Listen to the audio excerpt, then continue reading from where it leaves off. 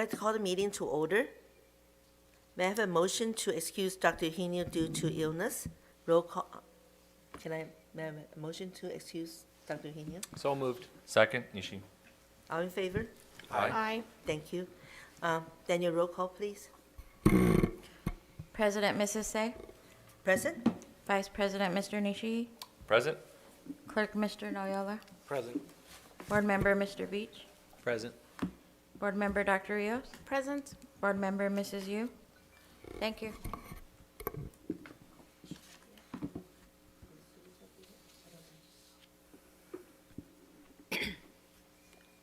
This evening, we'll be discussing the following item in closed section: public employee discipline, dismissal, release, evaluation, 2 matters, government code number 54957, conference with the labor negotiator, update and negotiation with ABCFT, AFSCME, and CSEA, government code number 54957.6, existing litigation, update existing cases, and special education settlement agreement, OAH number 202401047, government code number 54956.9, anticipated litigation, conference with legal counsel, significant exposure to litigation pursuant to government code number 54956.9D2, E1, 2 matters, student discipline, deliberation on student expulsion, case number 2324-11 pursuant to Education Code Section 4891A C1. Student discipline, deliberation on student exposure, case number 2324-2 pursuant to Education Code Section 4891A C1.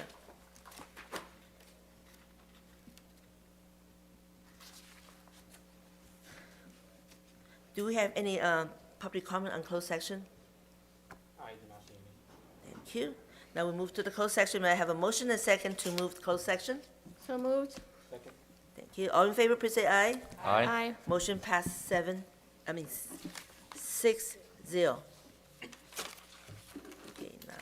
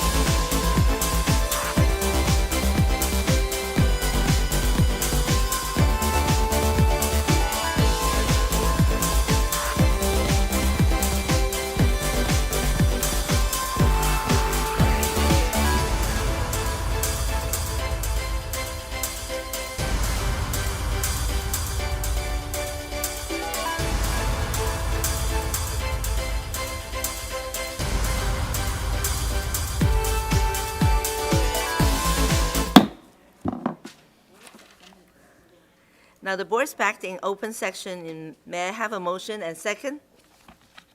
So moved. All in favor, please say aye. Aye. Motion passed 7-0. If you have cell phone, please silence your cell phone for this meeting. We all need to remind each other. Let me double check mine's out. Okay, and then the closed section tonight, in closed section, the board discussed public employee discipline, dismissal, release, evaluation, 2 matters, government code number 54957, conference with labor negotiator, updated negotiations with ABCFT, AFSCME, and CSEA, government code number 54957.6. Update existing cases and the board discussion and approve the special education settlement agreement in amount $30,100, attorney fees $7,500, reading intervention $15,600, and academic tutoring $7,000 for OAH number 202401047 by the vote of 6-0. Under the government code number 54956.9. And we also have one anticipated litigation conference with legal counsel, significant exposure to litigation pursuant to government code number 54956.9 D2 E1 2 matters. Student disciplines. May I have a motion and second that board discussion the student exposure case 2324-11 approved at no cost settlement agreement to resolve a student discipline and placement disagreement by the vote of 6-0. Under Education Code Section 4A91AC. So moved. Thank you. All in favor say aye. Aye. Thank you. Motion 6-0.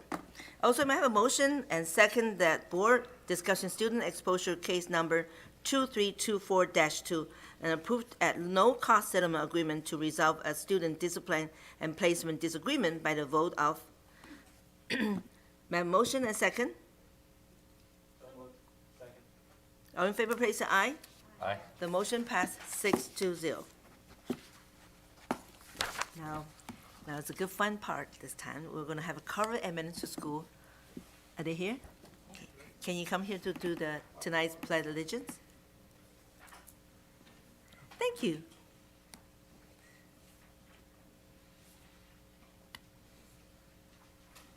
We see old blue here today.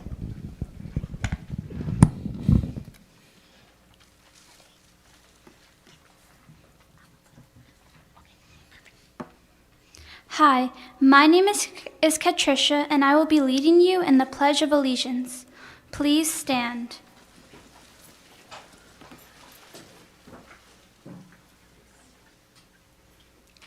Face the flag.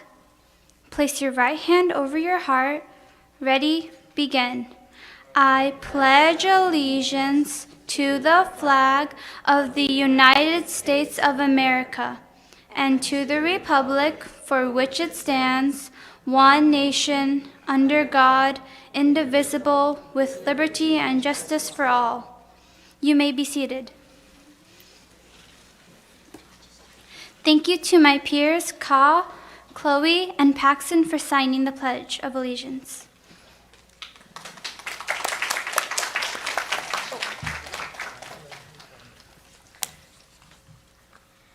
Good evening, Board President Say, esteemed board members, Superintendent Dr. Zietlow, and cabinet members. I am Oscar Garcia, and I am here with my fellow Carver Cubs, Joel, Eliza, Casey, and Jameson, and dedicated teaching staff, Miss Berlin, Miss Aguirre, Miss Cho, Miss Kang, Miss Machado, Miss Okazaki, Mr. Ahone, Miss Sun, Mrs. Suarez, and Mr. Tang from Carver Academy. We are the first Title I school in ABC to be awarded the National Blue Ribbon. Carver Academy was one in 33 schools out of the 9,006 schools in California to receive the highest academic award for exemplary high achievement. Even more impressive is that we did it after the second year of coming back from remote learning due to the pandemic.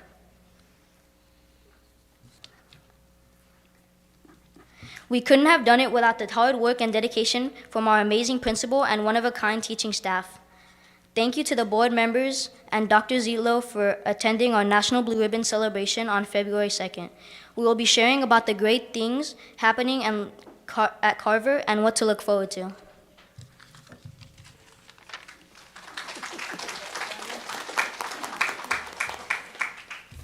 To recap this year, we had 2 amazing family nights with a great turnout as always. Harvest Night, we got to dress up, participate in trunk or treat, dance at the DJ Glow party, and make crafts. We also got to enjoy popcorn, snow cones, and cotton candy for free. We also had our first ever holiday market.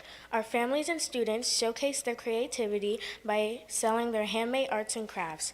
Even with the pouring rain, Santa came to take pictures with the students and families, and the student body added to the winter festivities with their enthusiastic caroling at the karaoke station. One of my favorite memories has been the National Blue Ribbon celebration. We cheered on Mr. Nunez when he was raising the National Blue Ribbon flag, and we all chanted, "Raise the flag!" Then we hooped it up with Miss Kelly and our hula hoops. We got to sing and dance to our favorite songs. Then we had a school-wide barbecue picnic. I loved having my family join me on the grass to eat lunch and play out on the playground.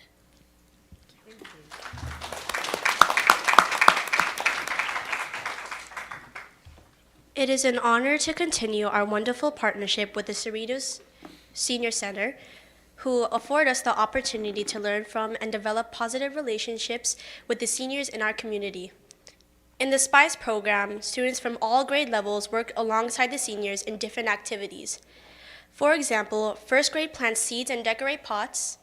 Third graders correspond through letters as pen pals.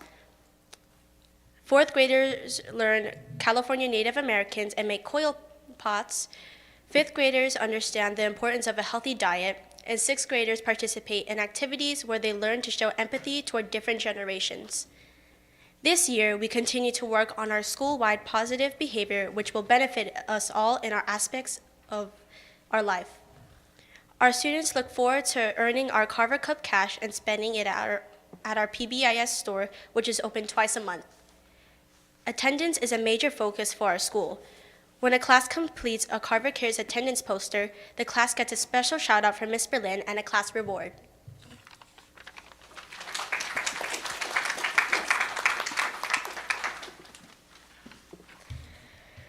We are continuing our effective reading intervention with SIPs, Systematic Instruction in Philology, Philological Awareness, Phonics, and Sight Words in grades K through 5 during the school day.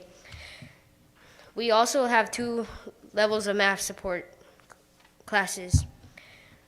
After school for students in grades 3 through 6, we are very lucky to have Math Elites and Math Advanced to help our own Carver teachers using SWOT Math. These programs help us gain 14% proficiency on our last year's state testing. In addition, many 4th through 6th grade students participate in Math Olympiad, where they compete nationally on advanced math problems that required critical thinking. Our students hope to place within top 15 percentiles to receive a special gold medal and silver.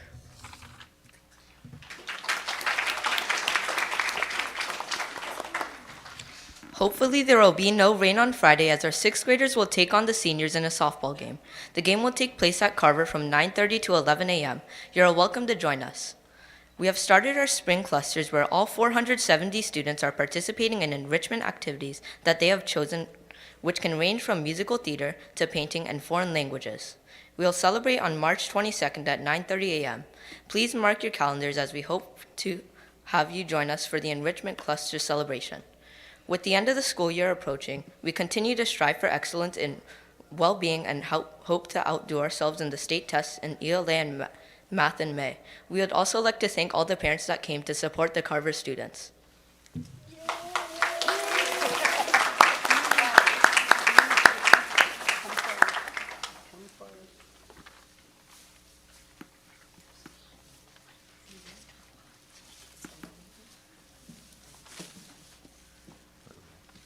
I do want to say thank you so much. And do you want to introduce your principal here? And your teacher here? Yeah. Oh, no, not me, huh? Here at Carver Elementary, we have one of the best principals that I could ask for, and it is Miss Berlin. Oh. We also have a teacher here, right? Your teacher too? Teachers, can you say the whole row's teachers over there? Wow. Thank you so much. And can I also want to have a Carver's parents tonight? If you're here with your children here, can you stand up too, please? Wow.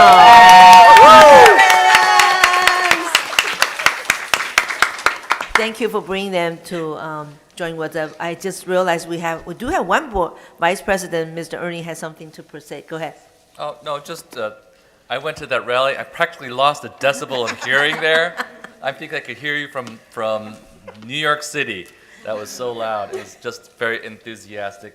I mean, and those, the great teachers are all here. I think that Carver teachers have a specific esprit de corps, right? It's just like, we can do it type of attitude. And the teachers and the principals and the parents make a big difference in this, right? So students are supported by their teachers, supported by the parents, and supported by the great leadership of the principals. So that's a good thing that you can do anything if you put your mind to it. Thank you for being that example. Yeah, we do want to thank you, and also, we have another one. I was waiting for you. Oh, Miss Yu. Go Team Carver! Yeah, thank you for showing your teamwork and just the students' presentation. Everything was just very, very positive and upbeat. And thank you to all the teachers for being here. Gosh, what a team! What a team! Best teacher. Yeah, thank you. I remember that day also besides our Vice President, Ms. Nishii, went to, we also have a board member, Mr. Beach was there, and then we definitely see how you work so hard, because you make us look good, I would say, because you folks is here. Well, this is not just only the principal and parents, teacher, of course, the student. Thank you for striving so hard and make us look good. Thank you, and thank you for coming tonight. Thank you, Ms. Bernie. Thank you for having us. Yeah, sure, thank you.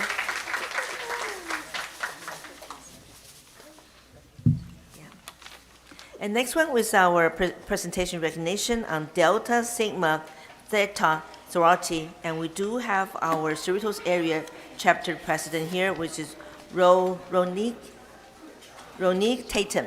Is she here? Hi, Ronique. Good to see you. Hi. Hi. You're one of my best neighbor here too.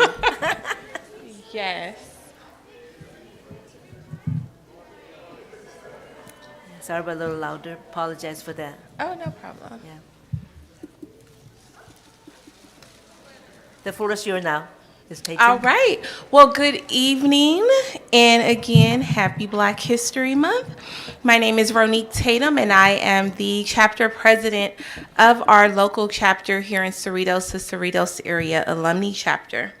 So on my presentation today, I will introduce our sorority of Delta Sigma Theta Sorority Incorporated to you, as well as our local chapter. So our organizational history, our organization, Delta Sigma Theta Sorority Incorporated, it was founded 111 years ago on January 13th, 1913 by 22 young women studying at Howard University. They sought to create an organization rooted in sisterhood, scholarship, service, and social action. Today, we have blossomed into more than our courageous founders could have ever imagined, with over 350,000 initiated women and over 1,000 chapters located worldwide. And on this photo, that's a picture of our founders.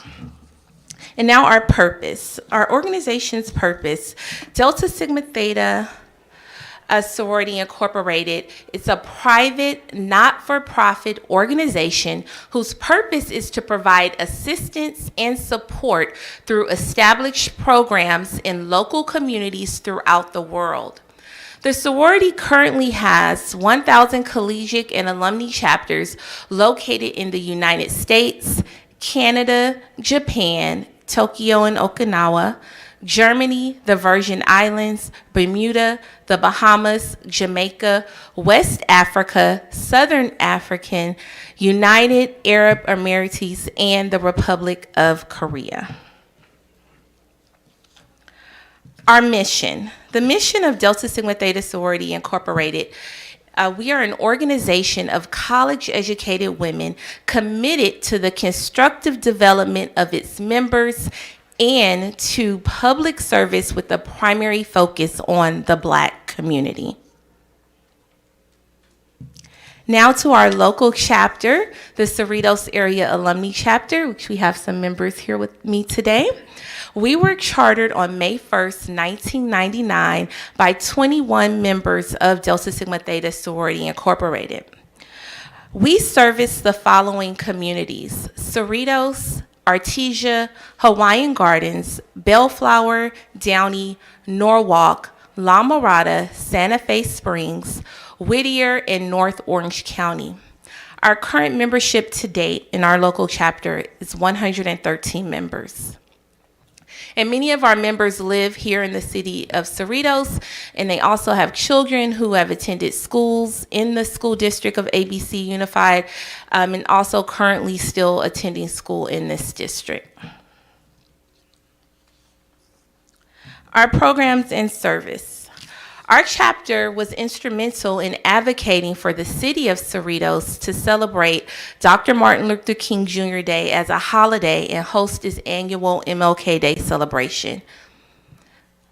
From 2002 to 2023, we have awarded $124,200 in scholarships to graduating high school students within our service area, which includes high schools within the ABC Unified School District.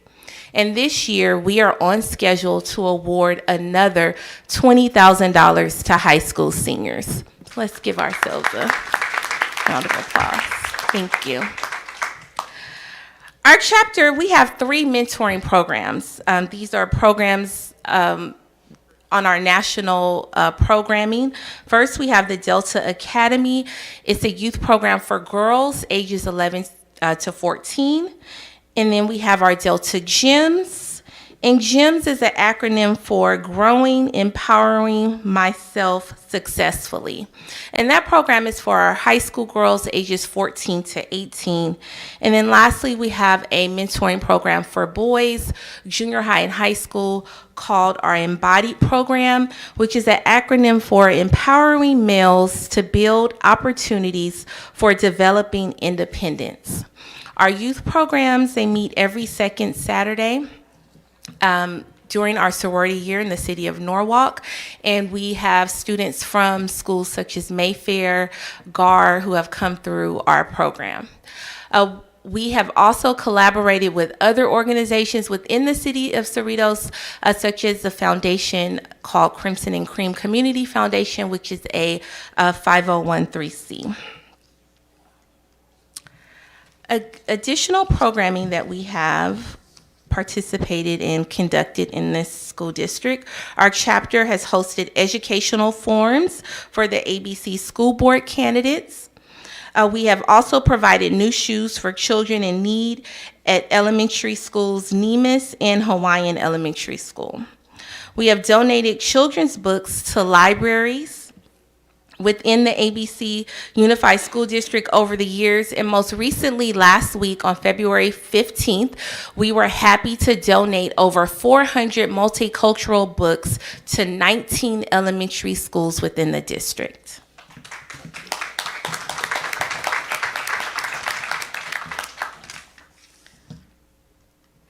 And last fall for Thanksgiving, we also donated food baskets to 5 middle schools and 5 high schools within the district. And the baskets were given to one needy family per school.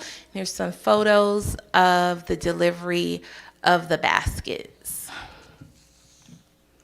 And lastly, our upcoming events.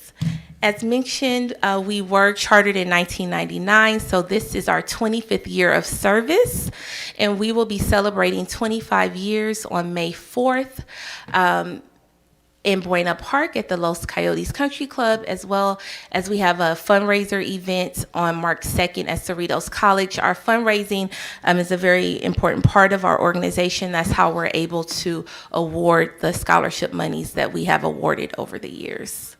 And that concludes my presentation, and thank you all for allowing me to present.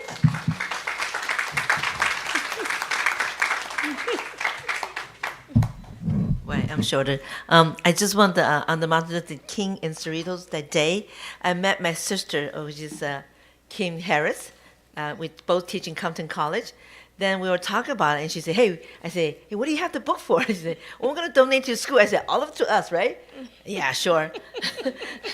So here's a 400 books. When they not just delivered to our school district, they sent to the 19th school.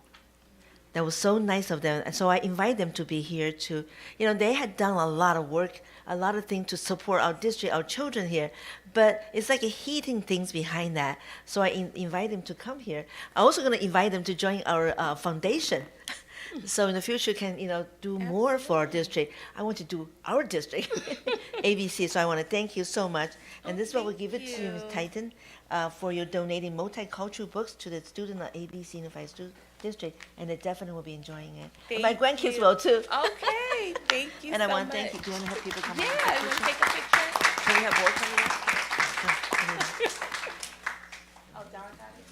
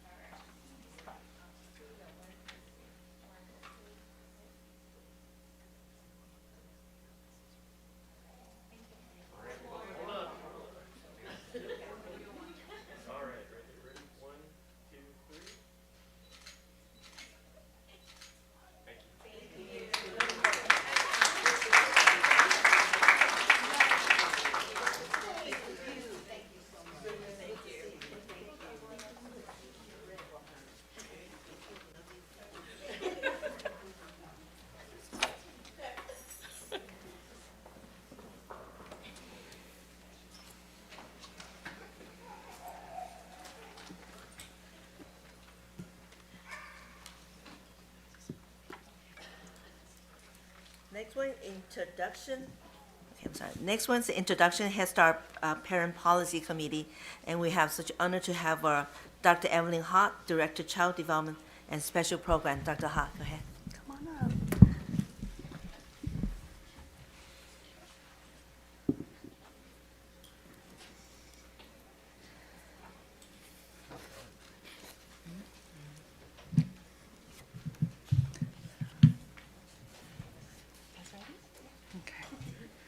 Good evening, President Say, Vice President Nishii, Clerk Noyola, board members, Dr. Zietlow, our cabinet members, as well as the ABC community.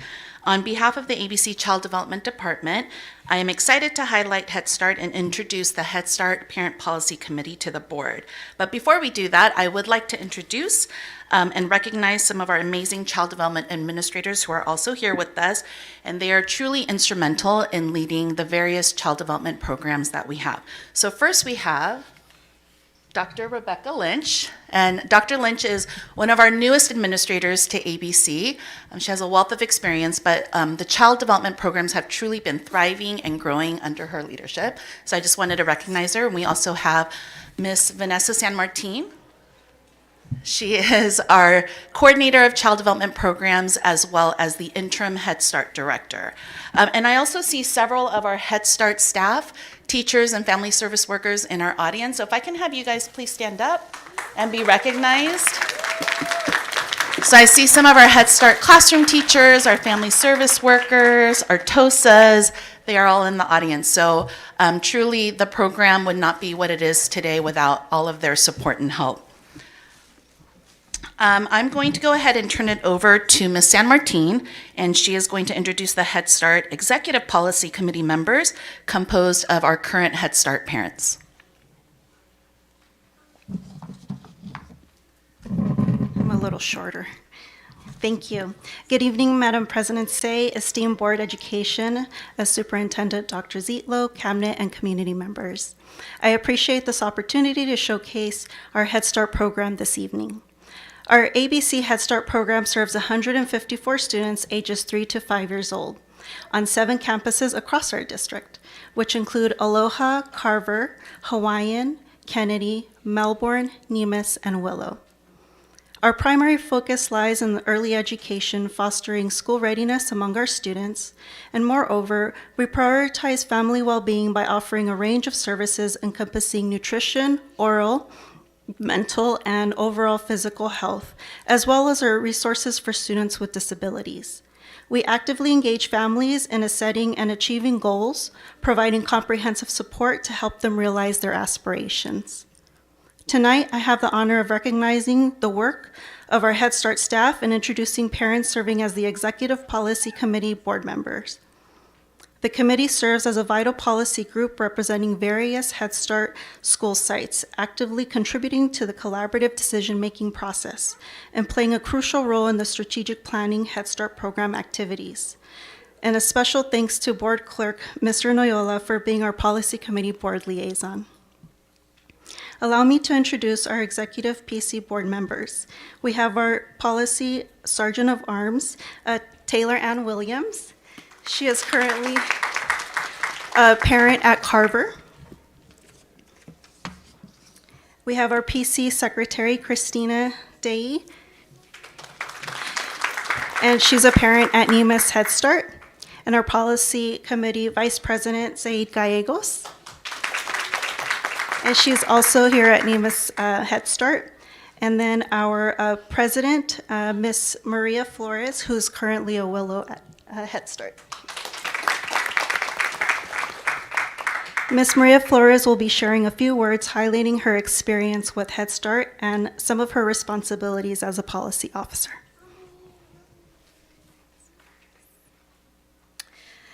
Good evening, everyone. I was voted to be the president of the Willow Head Start Classroom and Parent Policy Head Start Committee. It's been a great learning experience as a parent because I have built a collaborative working relationship with Ms. Rima, my child's teacher. I have learned so much about my child's education and development. Furthermore, I have grown personally due to Ms. Rima's communication and personal connection with me and my child. I believe my involvement as a parent in my child's learning experience will help him reach to his full potential. The Head Start program has helped my child grow and develop school readiness in a short period of time. I'm responsible to conduct our monthly Parent Policy Committee meetings in which we review our monthly agenda and vote and have shared decision-making. The opportunity has also allowed me to grow in a professional manner. Thank you, Ms. Rima, Ms. Vanessa, and Ms. Sandra for your guidance, and thank you all for your time.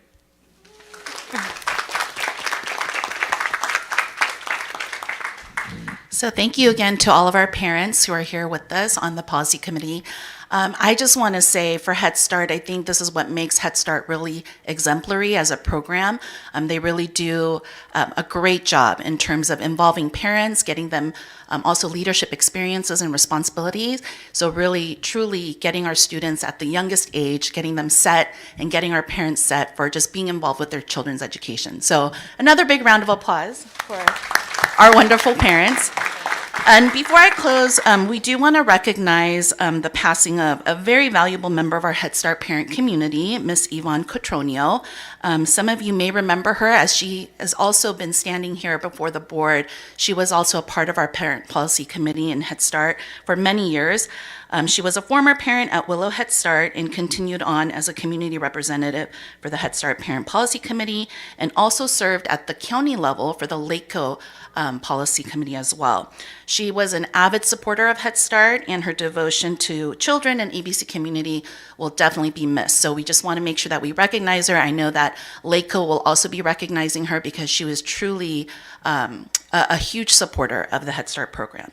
So thank you again for this opportunity to introduce our Head Start Policy Committee tonight. Their work is definitely pivotal in the work that we do for our youngest learners in ABC. Thank you.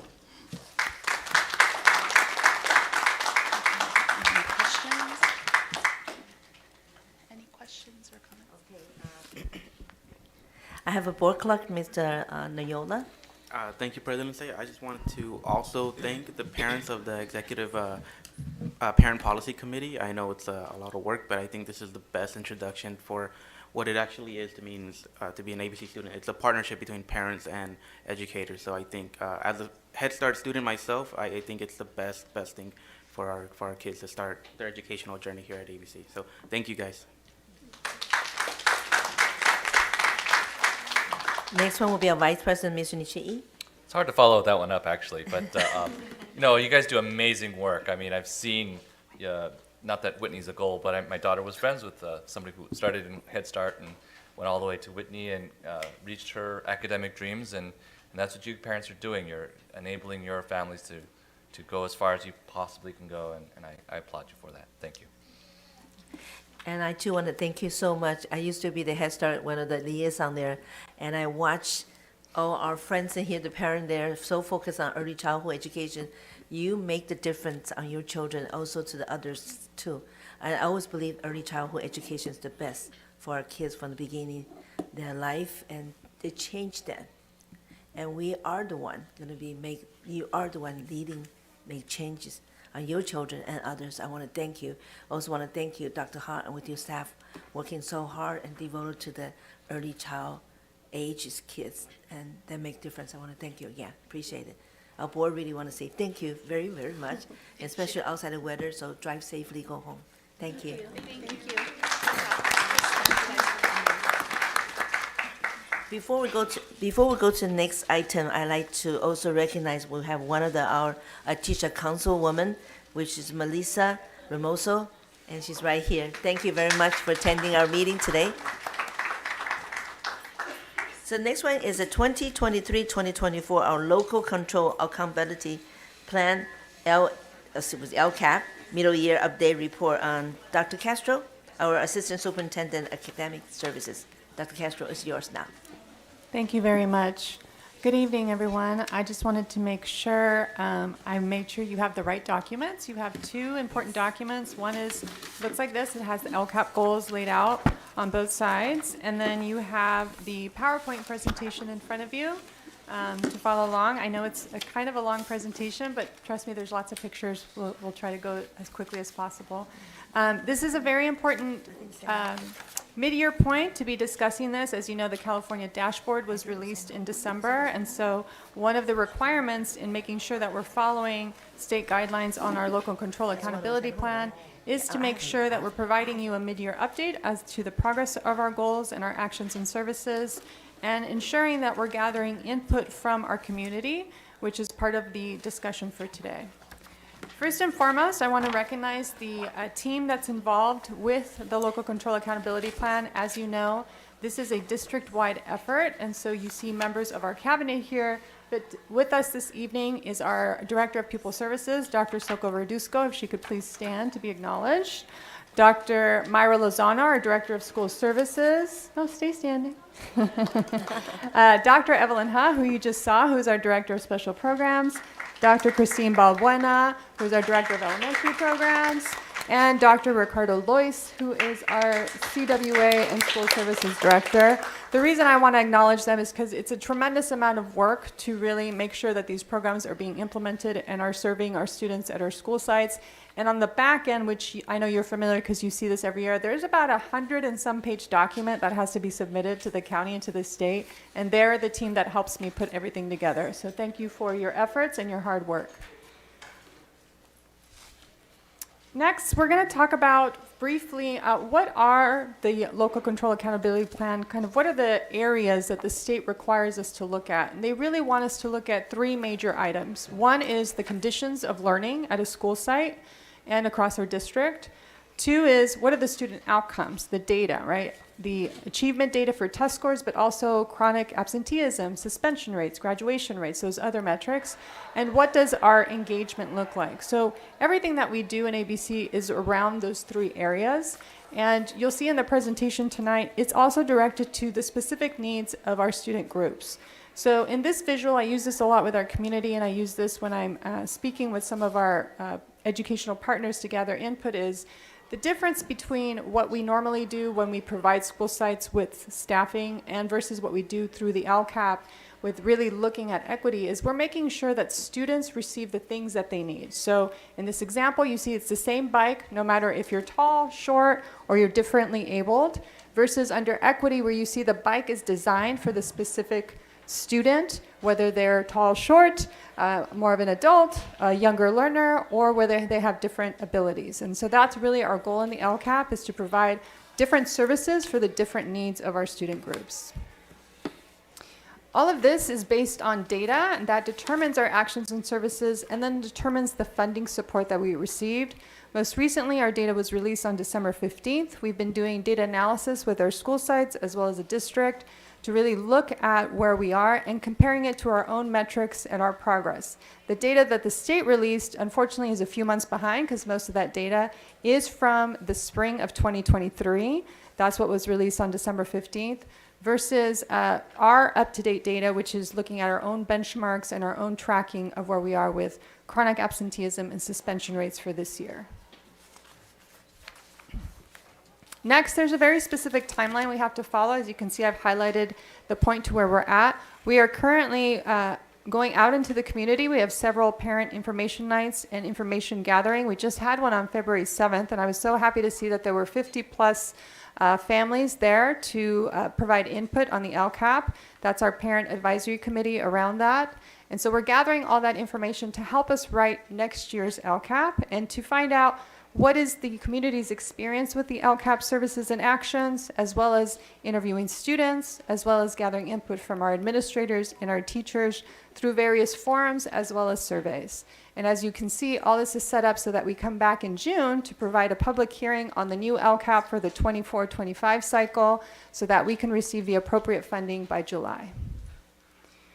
This is our current California dashboard. The dashboard is based on a combination of status, meaning the level to which school sites are scoring, if they're scoring above the expected standards, and the growth. So the color talks about both a combination of where we fall, whether we score really high or low, and as well as did we grow. So it is possible to have a high score and to still be in the yellow because you declined. As well, it is possible to be in the yellow because you have a lower score, but you increased. So that's why it could be a little confusing when we just look at the colors. But as I go through the presentation, you'll see a little bit more of a breakdown as to where we stand as a district. Some positive highlights are English language arts and mathematics are both in the green, meaning we continue to progress in those two areas, and we did see a slight increase in math this year.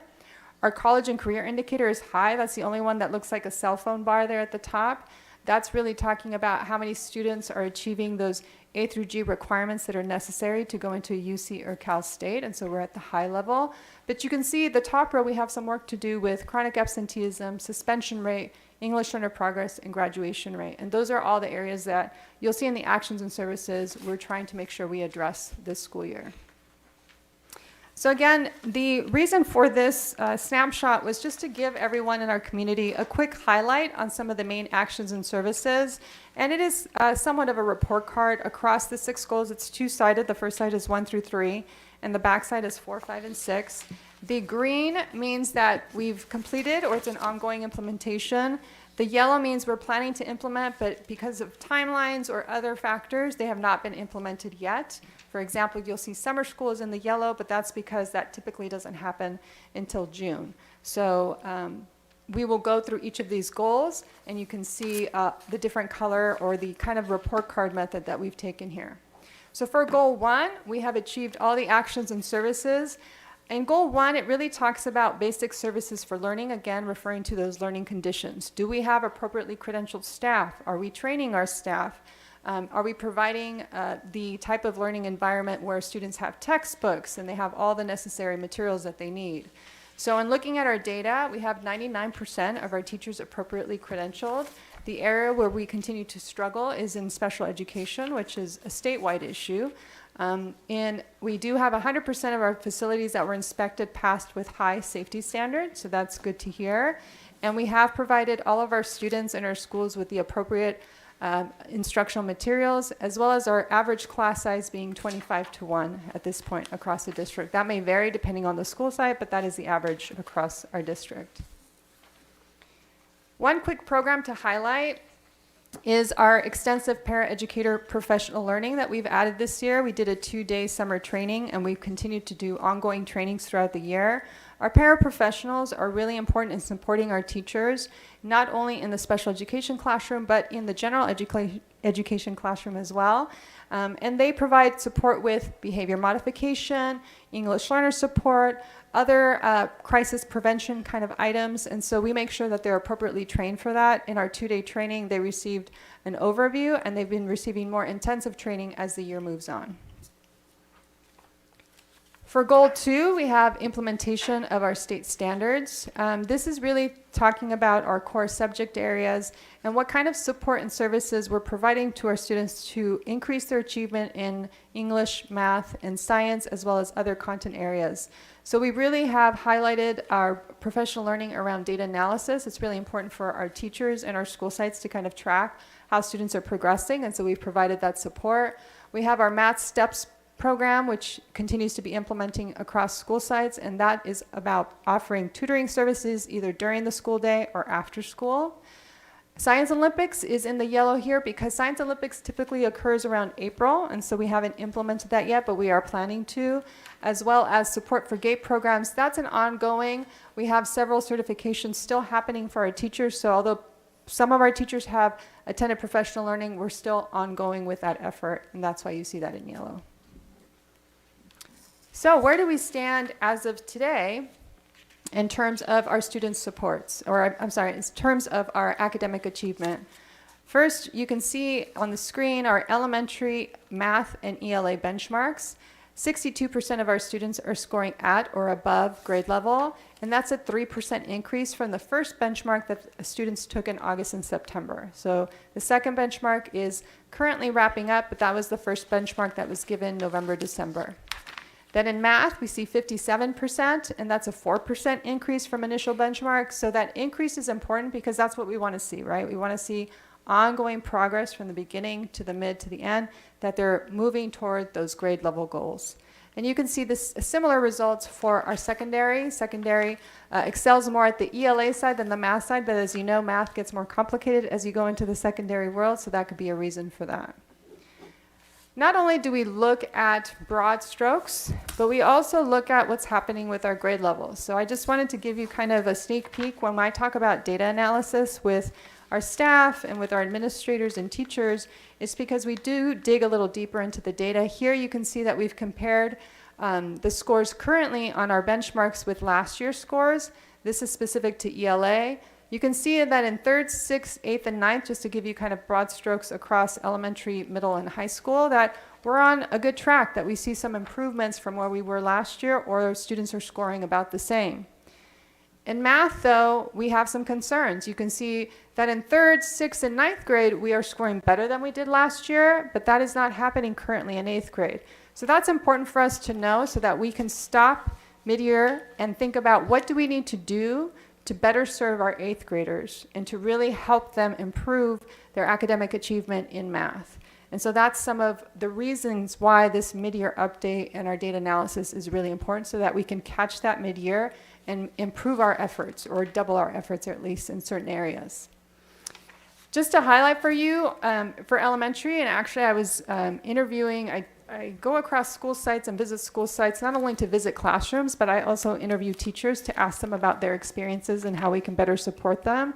And I was interviewing some middle school teachers today, and they highlighted this as something significant that they experienced, which was meeting with the 6th grade teachers. As you know, 6th and 7th grade, 7th and 8th grade are in different campuses, right? Because 6 is in elementary. And so being able to align and talk about content and practices and the structures to prepare students for middle school was really helpful to our middle school teachers to better understand and communicate with the 6th grade teachers. So that was something that was highlighted even this morning when I met with teachers. For secondary, our program highlight is our middle school math coaches. Once we saw that at our district benchmarks, our 8th grade students were struggling, we are now trying to put in more efforts for after-school tutoring, designing interventions, and working with our 8th grade teachers around what are the support systems, and then looking at our specialized student groups such as our English learners, our students with disabilities, our foster and homeless youth, to see, are they participating? Are they coming to those programs? Are we assigning them to intervention? And are they receiving these additional services? Goal 3 is specific to our English learner services. And again, you can see we've done most of the highlighted actions. 2 of them, the EL roadmap, I know is ongoing. The EL roadmap training is not only for teachers, but also for administrators. This year, we're actually taking some of our principals to visit other school sites so that they can see how the EL roadmap is being implemented and highlighting some growth in those areas. And so that's been very effective to increase collaboration across the school sites with our principals. And as you can see, additional supports such as paraeducators for tutoring and summer enrichment. And again, because summer programs have not happened yet, that's why you see that in the yellow. In terms of the supports for our English learners, you can see our English learner proficiency rate is at 64.5%, so that's a great advancement for our students. You could also see that we have either maintained or increased one level at 56.2% mid-year. Our reclassification rate as a district is about 6%, and 93% of our students are now receiving additional counseling with the implementation of our EL counselors across school sites. And this was highlighted several times actually in a meeting that I had with principals last week, where they talked about how those additional support services for EL students at the elementary level are really making a difference in really educating families and students about the importance of academic plans, course access, having data chats with students about what is the LPAC, why is that assessment important in terms of their language development, and how do we better connect with our community and our parents through workshops and other school experiences that they can be a part of.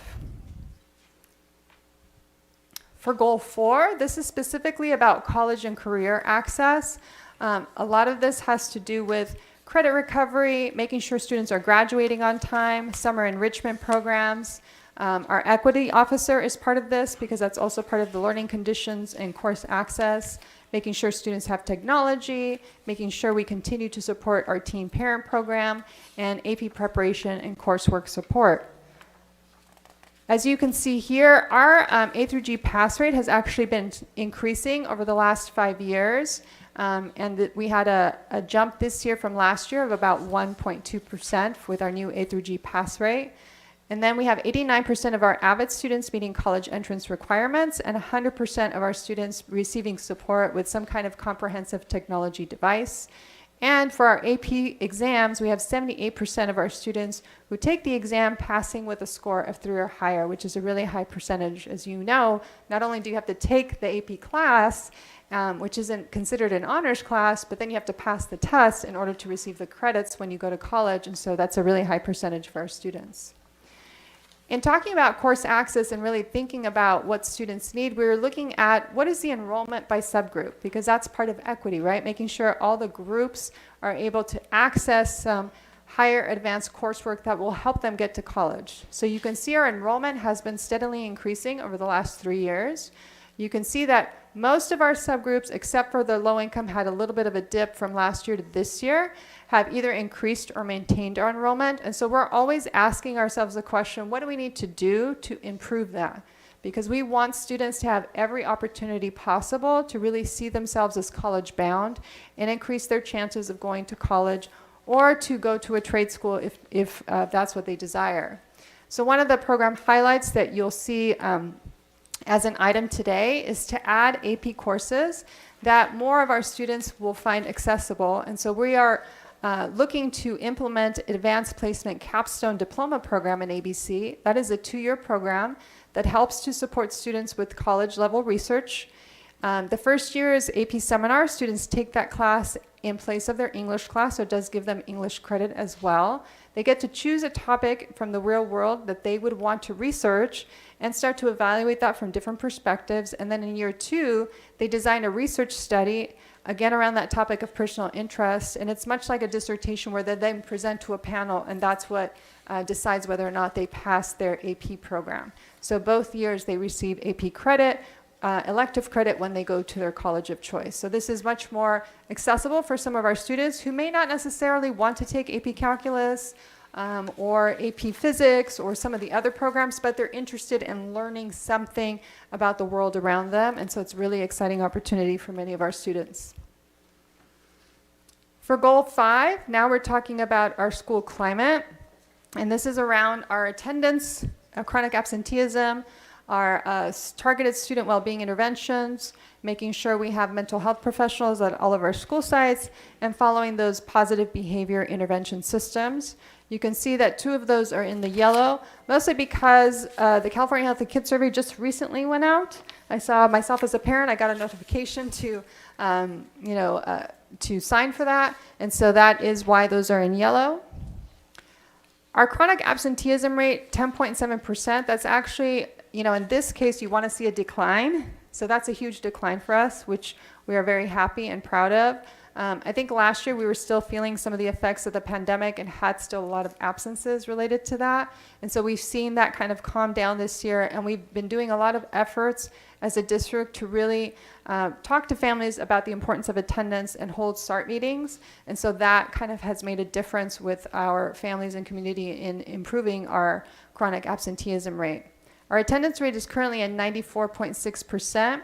We've suspended about 1.5% of our students, which is a lower percentage than we were last year, and our expulsion rate is at 0.03%.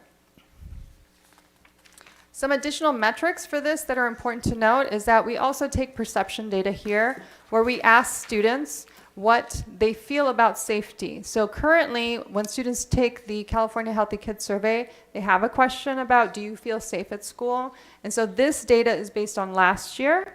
We'll get new data that I'll present to you in June. So last year, 75% of our elementary students felt that school was a safe place, whereas secondary school is only 59%. So because we saw those differentials, we did things like put in the safety officer, making sure that we're having stronger safety plans at our school sites, working closely with our assistant principals, discipline at school sites to really make sure that we have some positive behavior support systems and structures in place. And so we're hoping that we see an increase in those rates this year. We are currently at a 94.6% graduation rate. That is a slight decline from the year before, about a 1.5% decline. Part of the reason, just to give you a little background as to why that decline occurred, is during the pandemic, the state allowed us to move the graduation credits for most students to about 130. Our current graduation credits are 220, and then last year's graduating class was the last group that could have the 130. So that's why you see a decline, because then our students had to move to the new graduation credits, which was the 220.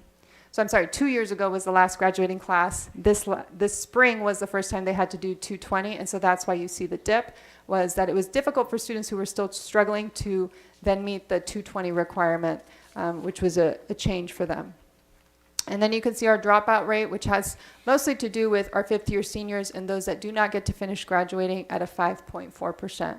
So again, we're looking closely at how do we support school sites with ensuring students are graduating on time and that they're not dropping out, that if they're fifth-year seniors, they continue to stay with us and we help them graduate even as a fifth-year senior. So again, some of the highlights around these really have to do with our student wellness unit with positive behavior interventions, of course, our mental health professionals that are at every single school site. We also have programs like Project Kinship to provide intervention support at Artesia and Gar High School, along with a couple of our middle schools. So there's several services that really contribute to supporting chronic absenteeism and improving attendance. There's been a big effort to really work between the partnership between the district and the school site to support that attendance improvement. And then as well as a focus, last year we are in differentiated assistance for homeless and specifically for homeless students. And this year I'm happy to say that we are no longer in differentiated assistance because our homeless student population actually scored really high. Well, not really high, but they scored better than they did last year. And so we can see improvements in that area. Last but not least, our goal 6 is around parent engagement, where you can see that we want to do more with providing engagement activities, such as our fall workshop that we provided for families, multilingual communication, such as having translators, and our community and parent liaisons at school sites that really help to inform families as to the special programs and events that are happening at their school sites. So for that, we see that at last year in the spring, we had 85% of parent engagement. Meaning parents felt like there was a place for them to be involved in their school sites, and 86% with parent involvement. 80.7% felt that the school was a very safe and supportive school environment, and that came specifically from our Title I and EL parent survey. And thanks to the great work from our communication officer, we have had 72,000 community connections via the different platforms that ABC uses to communicate with families. So another program highlight here, our DLAC, our District English Learner Advisory Committee under Dr. Ha, has really seen an increase in participation this year. Pretty much every meeting, there's a larger group of about 30 plus participants that really work to design and think about what are the supports and services their students need to be successful in ABC as multilingual learners. Again, just a reminder, when families ask us about the supports, the programs and services are specifically designed to help foster youth, students with disabilities, especially in the area of math, because that is one of the areas that we see that students need more help with.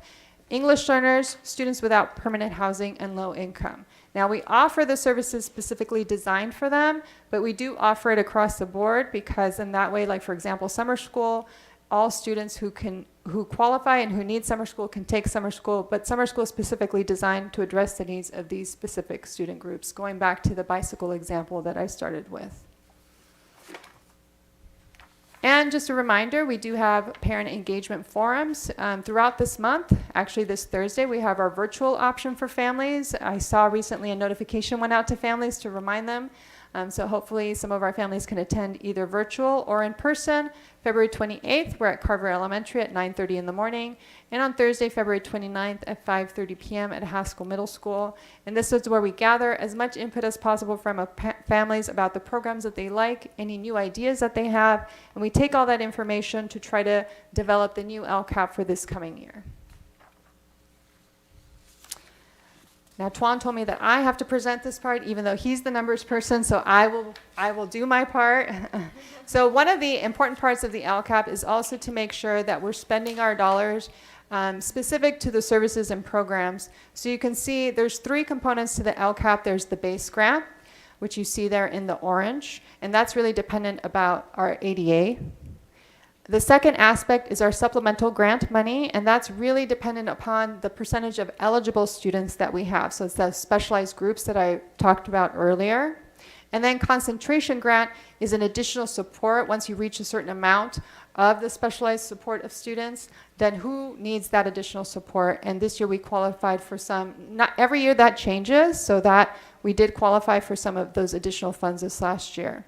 So as we currently reviewed our actions and services, you saw that most of our services have been in action and have been implemented. So we are on track to spend the $27,247,608,000,000 in the supplemental and concentration fund to support our LCAP goals, because that's really the majority of the funds that I present to you is those actions and services specific to those groups. And those are the 41 actions and services that are currently designed in this year's LCAPs. And the parent forums that we're doing are to see how we're going to continue to use those funds. Like, for example, do we want to continue to have our mental health professionals, our EL counselors continue to support our schools in the way that they've been supporting? Do we want to continue to offer summer school, as well as any new additional items that we want to add? Depending on the amount of students that qualify is how much funding we will have to support that in our supplemental and concentration funds. And with that, I will take any questions. Thank you.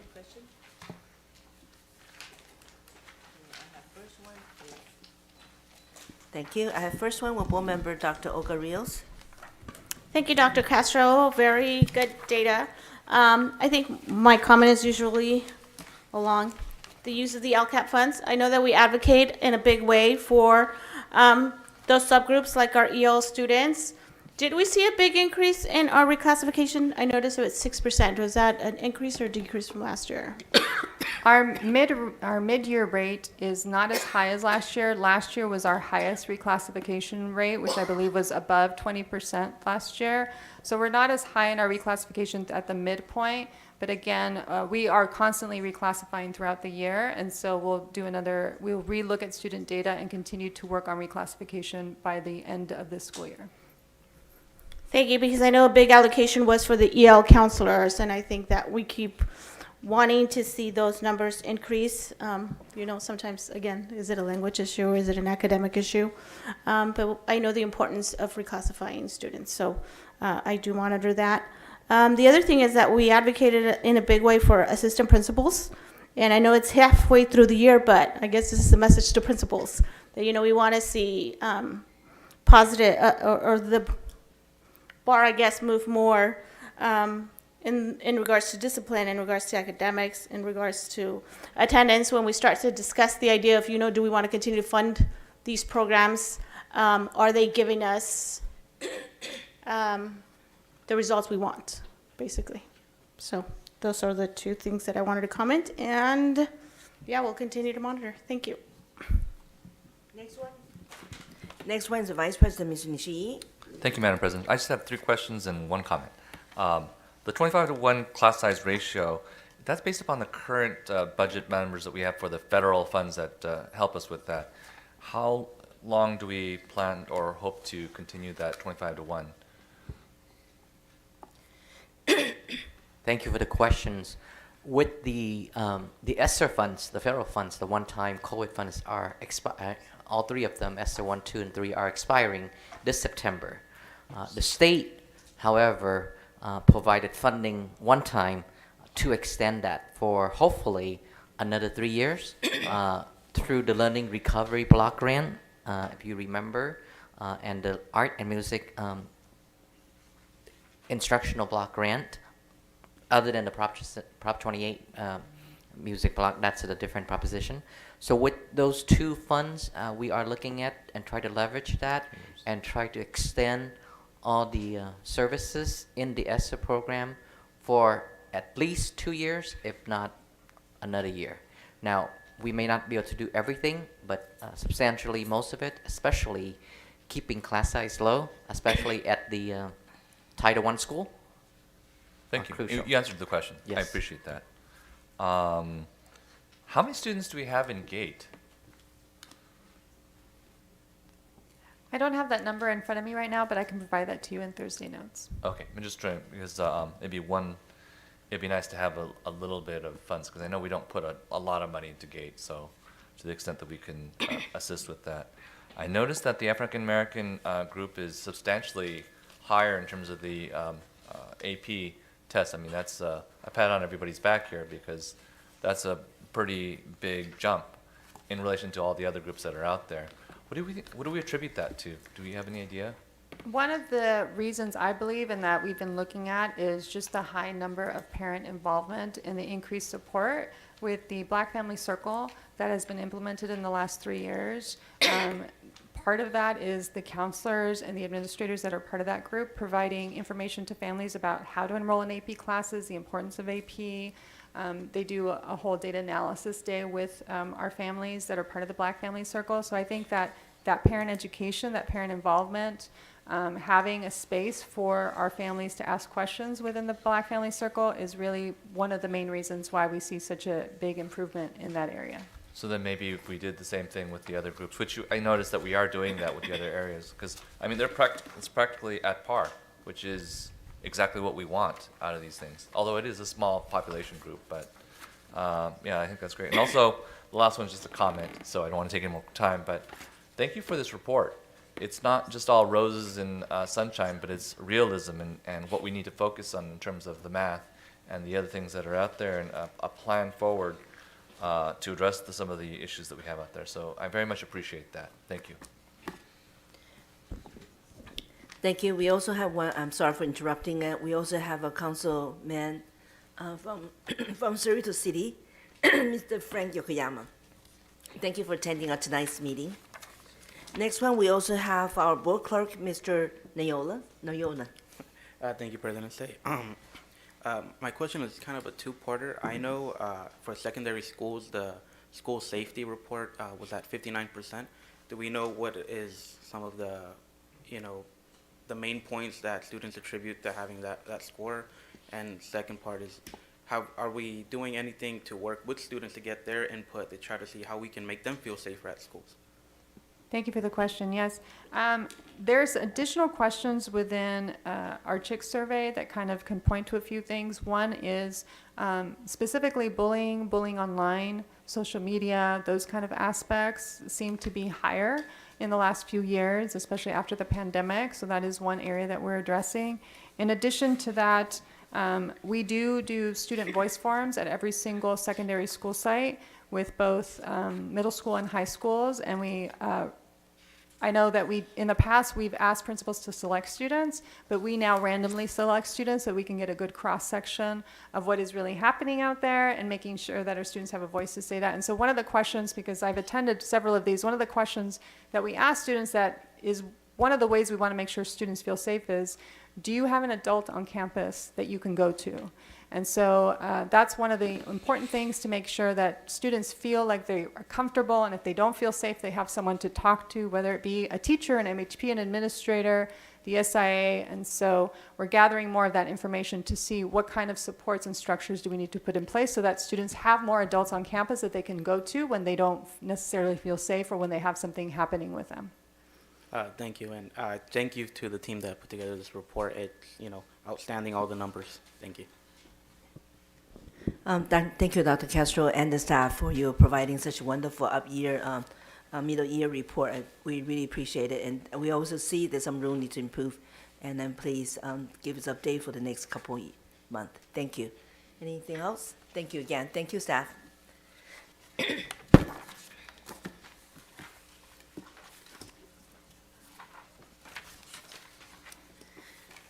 Now we'll approve the agenda. May I have a motion and second to approve the agenda for the regular meeting of February 20, 2024. Second. All in favor, please say aye. Aye. Motion passed 6-0.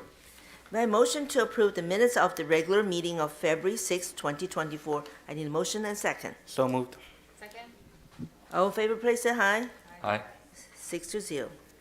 Now is my time to do my report, President report. First, I want to thank you, maintenance operations and transportation staff, for working so hard to keep our schools safe during this raining season. I know it has been a challenge, and your efforts are appreciated. I was happy to attend the Lunar New Year's celebration at Stowers Elementary School. The students did a great job, and special thanks to the community, and especially Cindy Yan Chen and Katie Yan for their help in putting this event together. I am working with our public relations director, Mr. Smith, on some story for Chinese language media to share information about our Mandarin dual language immersion program and our Lunar Year celebrations. While attending ad hoc committee town hall meetings in both Atisha and Hawaiian Garden, I want to thank the community member for their time and attention for this important matter. I also want to thank you, the family, students, and community members, for taking the time to share your thoughts. As a reminder, the ad hoc committee's next meeting will be tomorrow night here in the boardroom at 6 p.m. Again, the committee is working on the matter on how declining enrollment is impacting our school facilities, and will provide a report to us with the recommendations later this spring. If you would like to provide comments for the process, I encourage you to attend tomorrow's committee meeting. Once again, tomorrow evening at 6 p.m. in this boardroom. To inform the committee of this process, I made a presentation at City Council meeting in Cerritos, Atisha, Lakewood. I also joined the clerk, Mr. Noyola, and Deputy Superintendent, Mr. Lewin, to present to the City of Hawaiian Garden. I would like to thank Superintendent Dr. Zillow for you sharing a video about ad hoc committee's work. If you have not watched the video, please go to ABC's Story YouTube channel and take a few minutes to do so. Thank you, and this is my report for this evening. Next one, it will be our superintendent report, Dr. Zillow. Thank you. Since our last meeting, I've been working in some different areas, just under developing shared vision of learning and growth for our students. Was able to attend the American Association of School Administrators National Conference. It was really great to learn and see what's happening nationally, and to be reminded that we have amazing teachers and administrators and students in our school district. So I'm thankful for that. Also, I was able to attend a one-day conference with Mr. Smith where we did some initial vision planning for our communication district-wide, and so we'll be looking to work through different aspects of that over this year. In the area of just collaborative culture for teaching and learning, I was able to go to the district spelling bee, and we've been able to see another 13 school sites share their snapshots on their single plan and how they're doing mid-year and things they're working on to help our students at each of our schools. In the area of safety, I was able to participate in a review of an emergency management system, and so we're in the process of vetting other tools that might be useful across the board as we look at what we can do with Measure BB for safety and what we may need to do to enhance and give us tools to be more succinct in responding and dealing with things like after an emergency and regathering families and students together. I was able to participate in collaboration with our academic services team at our LCAP Parent Advisory Committee. I even ran a table. We had so many families where we were able to talk about what's going well with the services we provide and what it is they would like to see for their students in the future. And then I also was able this time to enjoy some collaboration and conversation with employees over our book club. And so that was a really nice time we had at GAR this time. So that is my report. Thank you, Dr. Zillow. Next will be our, thank you.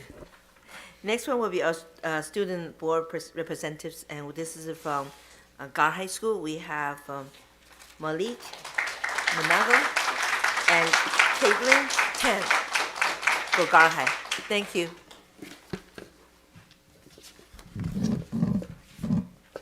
Good evening, Board President Mrs. Say, Vice President Mr. Nishii, Clerk Mr. Noyola, distinguished members of the Board, Superintendent Dr. Zitlo, Cabinet members, and community members.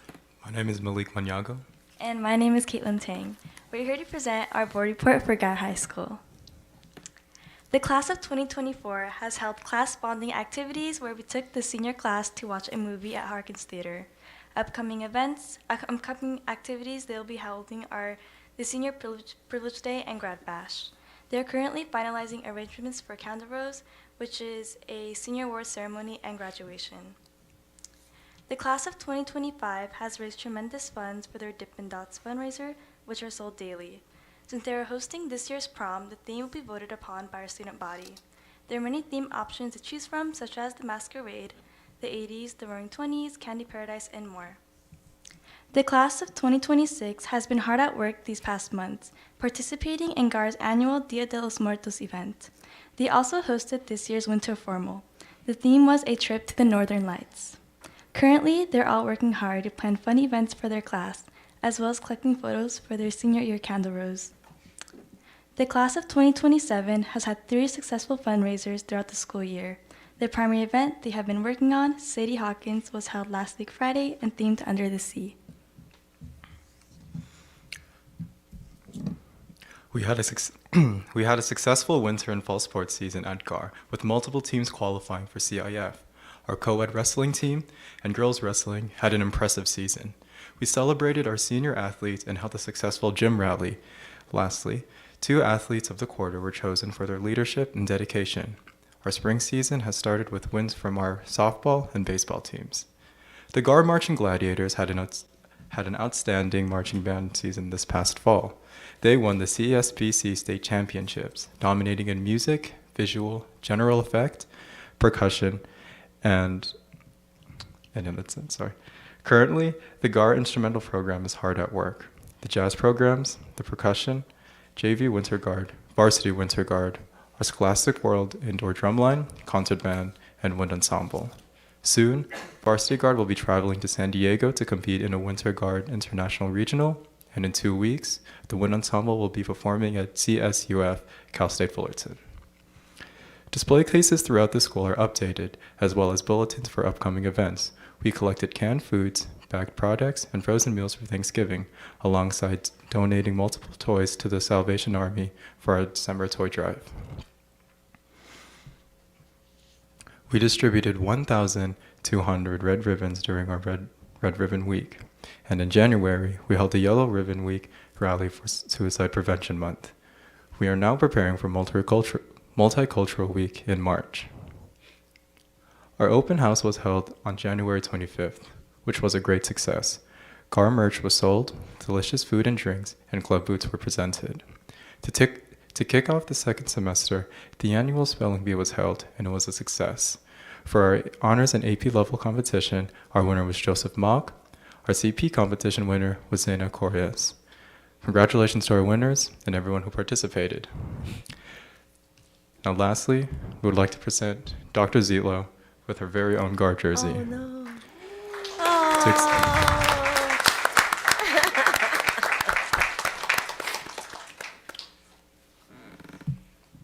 Oh, there we go. There you go. Oh. Personalized. Oh, wow. Thank you, thank you. Yeah, Dr. Zillow used to be a GAR High School principal, quite a years in there. And I also see you principal here too, and wear the shirts too. Dr. Hernandez, right? Oh, I'm going to say future doctor. I want to thank you again for your wonderful presentation, and thank you for coming tonight, and we're going to let you go home to do your homework. Drive safe. Oh, do we have comment? I'm sorry, hold on. I didn't see the comment until now. Sorry about that. And we do have a board member, Mr. Beach. Good evening. It's really nice to look out at a sea of blue and gold. As most of you know, I'm class of 93. I'm a gladiator. You guys always roll deep and support your classmates. I really respect that. Malik, awesome shoes. They're gold and blue laces if no one has seen them. And I'm working on getting a GAR softball jersey because I'm supporting their team, and I just want to say, go Gladiators. I'm the neighbor, okay, right next to you folks. So next one is the board clerk, Mr. Noyola. Thank you, President Say. As a Gladiator class of 2014, I just want to thank the whole ASB team for coming out. I've always wanted an ASB jersey, so just letting you guys know. No, but excuse me. But I appreciate you guys coming out and giving us updates. You guys are doing a great job. You guys are the leaders on campus and the future leaders in your community. Appreciate you guys.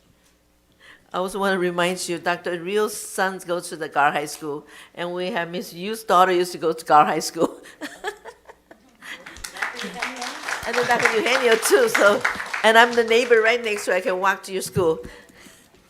But anyway, no, I just want to thank you again, appreciate it, and thank you for a wonderful report and update information. I wish attending your back to school night, but that night I fell, so that's why it was hard for me running 5 school that night, so I apologize. But I did left a message to the your principal, say I'm unable to attend the last meeting. It was like a 5 meeting that night, place to go. Want to thank you again, appreciate it. Thank you so much. I also want to say thank you. You have so much fan out there support you right there, or your classmate. Yeah. And we also have a teacher. We also have a wonderful teacher staff here to support you. Take the whole room here. Thank you again. Come back again. Thank you. Thank you. Thank you so much.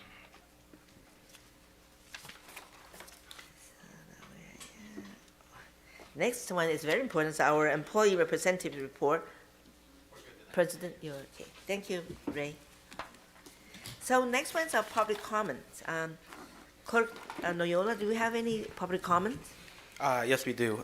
Persons wishing to address the board should fill out a card located on the table by the door and place it in the silver tin. Speakers will be caught in sequence during the public comment section, which is limited to 1 hour, and each speaker to one presentation of 5 minutes unless the board wishes to waive the time limit. Those who have a group concern are encouraged to select a spokesperson to address the board. Please remember that the board is unable to directly respond to comments made during public comment section, and neither the board nor district staff verify the accuracy of the statements made during public comments. Persons wishing to address the board on a specific agenda item at the time item is under discussion are limited to 5 minutes each and will be called to speak following the staff comments and prior to the board discussion and taking action. Adverse remarks about a person's race, ancestry, ethnic group, identification, religion, color, national origin, sex, sexual orientation, gender, mental or physical disability, or age may not be made. Please avoid remarks or charges which reflect upon the character, motives, and qualifications or abilities of the school district employee. Concerns presented to the board will be followed up and addressed by the appropriate staff. So, up first we have Melissa Ramoso and Trixie Ramoso and Brian De La Torre.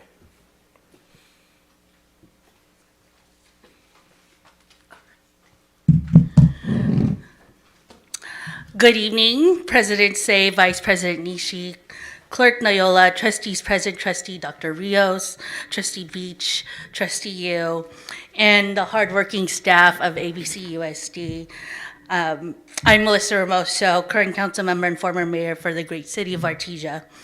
It was very exciting to see, and they just left, my alma mater, Gar High School, present this evening.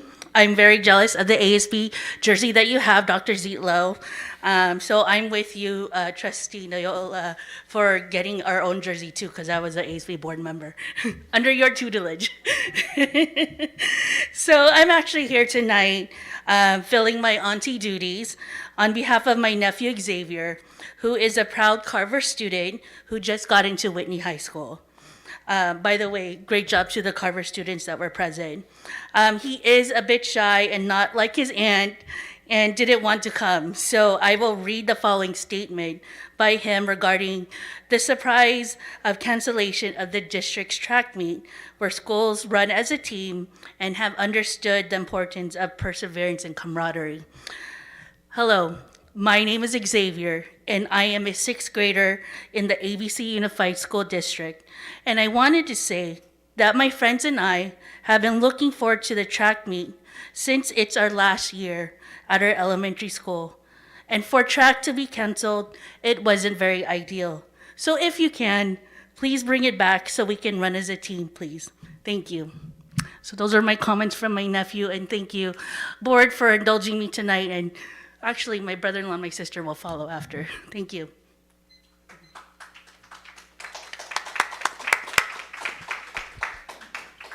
Next, we have Trixie Ramoso and Brian De La Torre, followed by Margaret Slate.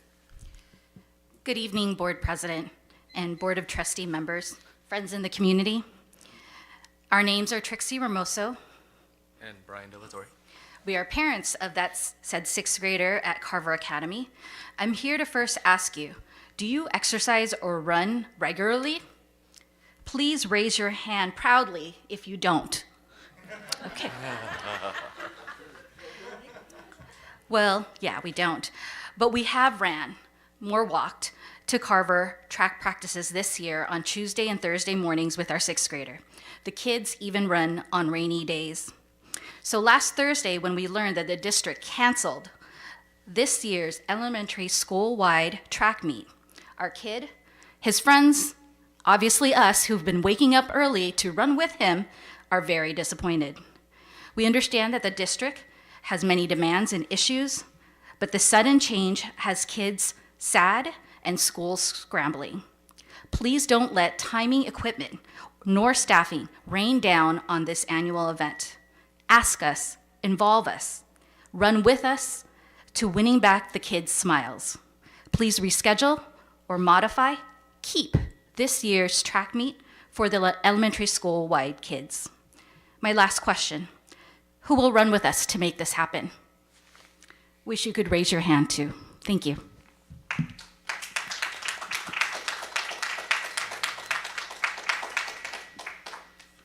Remember, so unfortunately, board can't raise their hands in this position here. But I do want to let you know, all my 3 children were the track team. We love run. Thank you again. So the next one, do we have any other comment? Yes. Okay. Margaret Sato, followed by Stephen Sodders.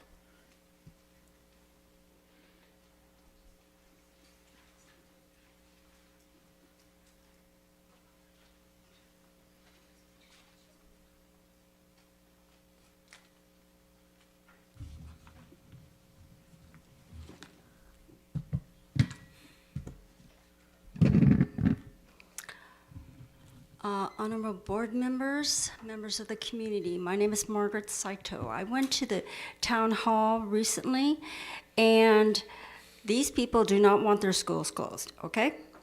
And the schools on the list have a low number of resident students because a high number of resident students have elected to attend other schools. So I think they want other options. We are going to have to find ways to raise the academic level of the students that are attending these schools on the list to attract more students. That's one thing I noticed, that there's nothing that would, for myself, I want academic excellence, okay? If I'm gonna come, I wanna see schools that are they're really learning. I saw a lot of behavior modification, in the description. So these schools, they have behavior modification issues. But we need to come up with a plan because these people are mad. They're very upset. And so I thought about opening up for more out-of-district transfers. Perhaps the superintendent can come up with a task force, meet with the Title I schools that have excellence. They have academic excellence, come up with best practices, and come up with an action plan that can be implemented, go out to these schools that are on the list. Let's engage the parents. Like you have that parent engagement form. I don't know if you've ever had any parent engagement form for these parents, because they sound like they really haven't been told what's going on. These people sounded like they were blindsided. But we really need to give them some options, okay? And also, they felt like they weren't represented. So I would suggest that you have some DE and I people go out and represent the school, okay? Because they were upset, because they almost felt like it was racist, okay? So you need to have people of color represented. So get your DEI people out to say why we are doing this. But we need, I think we need to come up with an option. Look if it's viable, okay? I know it's going to be challenging. I know we're going to have to reallocate resources, and it's really going to be difficult, but we're going to have to call upon communities, companies in the private sector to maybe help supplement. But I think you need to give them some options, some hope, okay? Otherwise, you have a lot of people that are very upset, okay? That's all I wanted to say. Thank you.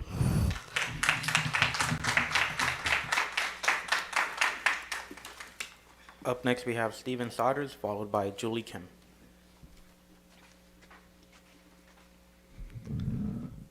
Members of the board, it's very good to see you all again. I I wanted to echo the words of Mr. Moso and the previous speaker.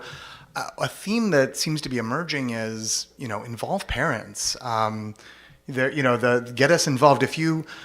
I was also at the meeting where they were discussing school closures, and I hope that I'm getting the school right. I want to say that it was Ferguson, but it might have been Hawaiian. My apologies to Hawaiian and Ferguson folks here. But they had parents who had blue blazers on, or a blue sort of smock.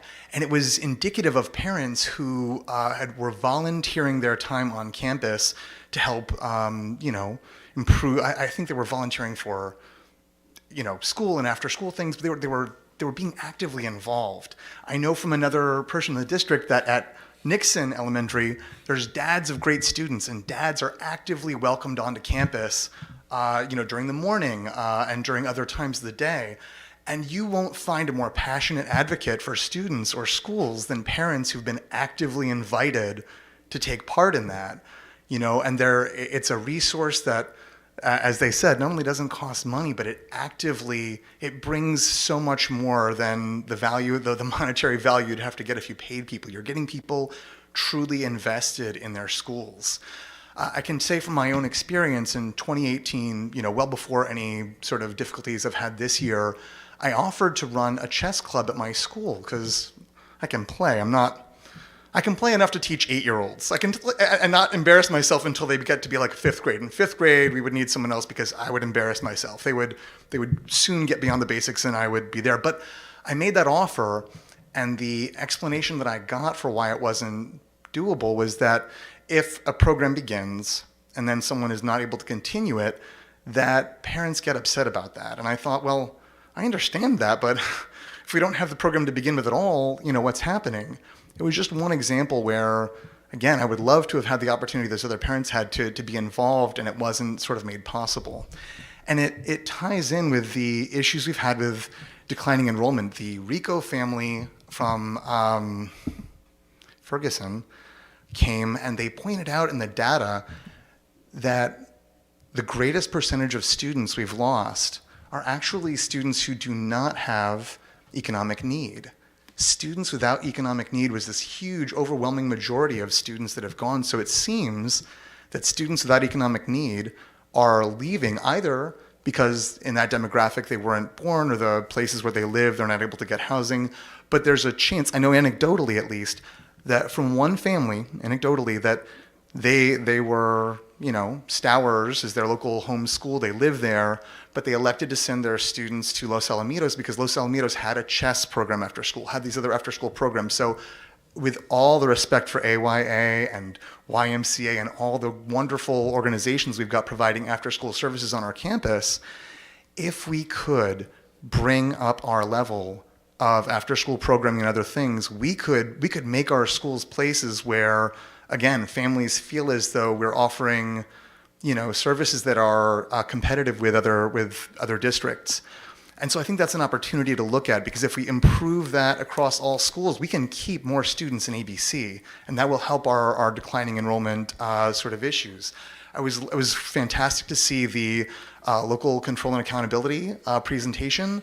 I'm looking forward to the one that's coming up at Carver on the 28th. I'll be there. I'll see at least, I don't know who I'll see there. I'll see someone there. On the district's UCI complaint form, which I'm sorry I've seen, and I'll wrap this up quickly, the district policy stated on there is that there'll be 3 public meetings per school site per year. And there's flexibility about how that happens, but I took the survey that was sent out and I appreciated it. I got a chance to do that, but it wasn't a chance for other parents to sort of weigh in like I have. What could I offer? What could we bring? How could we make our schools better?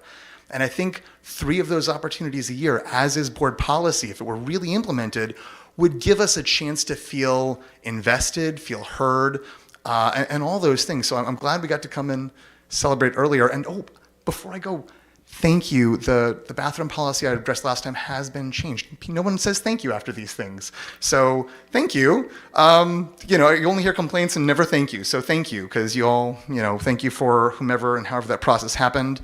And as a closing thought, if it could also happen so that students could sit where they wanted to at lunch within their table and not have to ask permission for using the restroom, water, or throwing away their trash, if it could be just a little bit looser at lunch, that would be a lovely thing. And again, just the chance for parents to come together and share those kinds of things and offer our services to the school would be appreciated.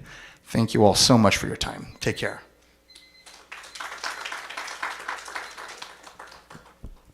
Next we have Julie Kim.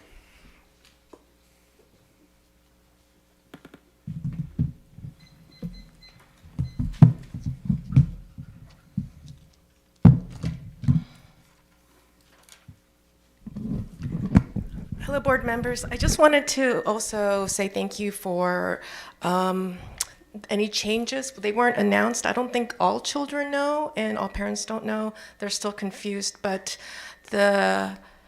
my daughter says that she no longer, that her classmates no longer have only one bathroom pass per month. But I do want to talk about some of the other things happening still at Carver. One of the things I wanted to talk about is, in addition to California Section Education Code 35292.5, they have the right to access the bathroom during school hours, including lunch hours, actually.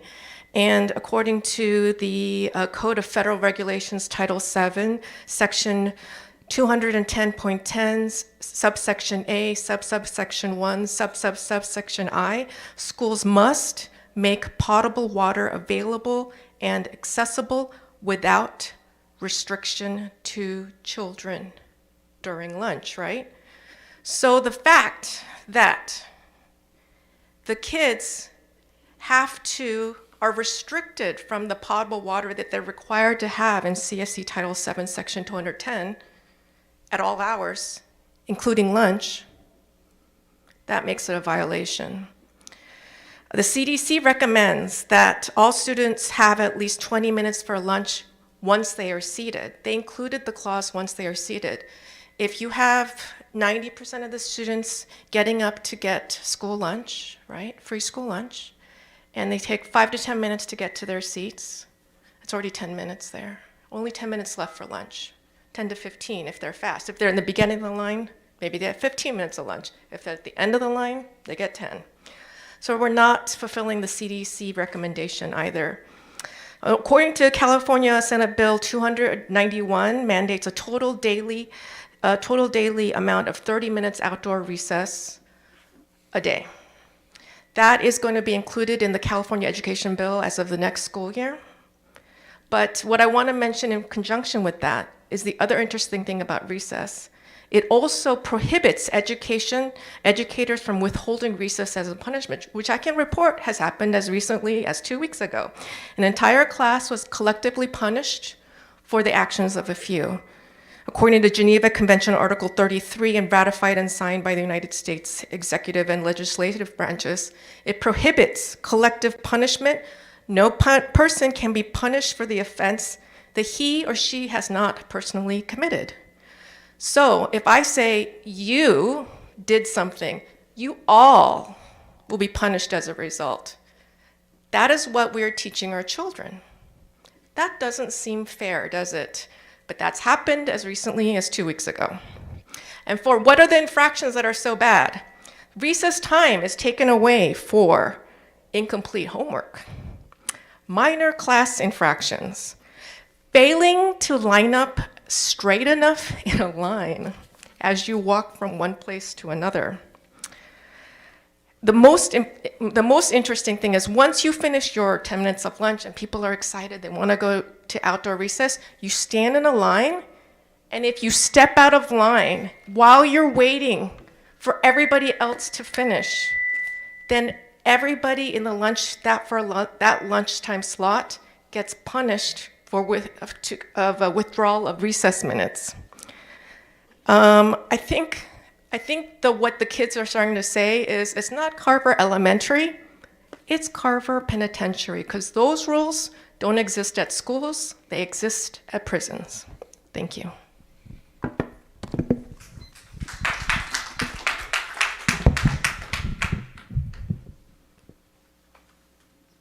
Are there any other public comments? Thank you. Thank you, Board Clerk. Next one is a consent calendar. May I have a motion to approve the consent calendar? Thank you. Is anyone wishes to remove any item to be Yes. considered separately? I'd like to pull 101, 1.1. 1.1, okay, so we will discuss it, then we vote it on the separate consent item. Are we okay? Thank you. Okay. I just have a few questions. So, just to ask, the contract with the interpreter, that's not an exclusive contract, correct?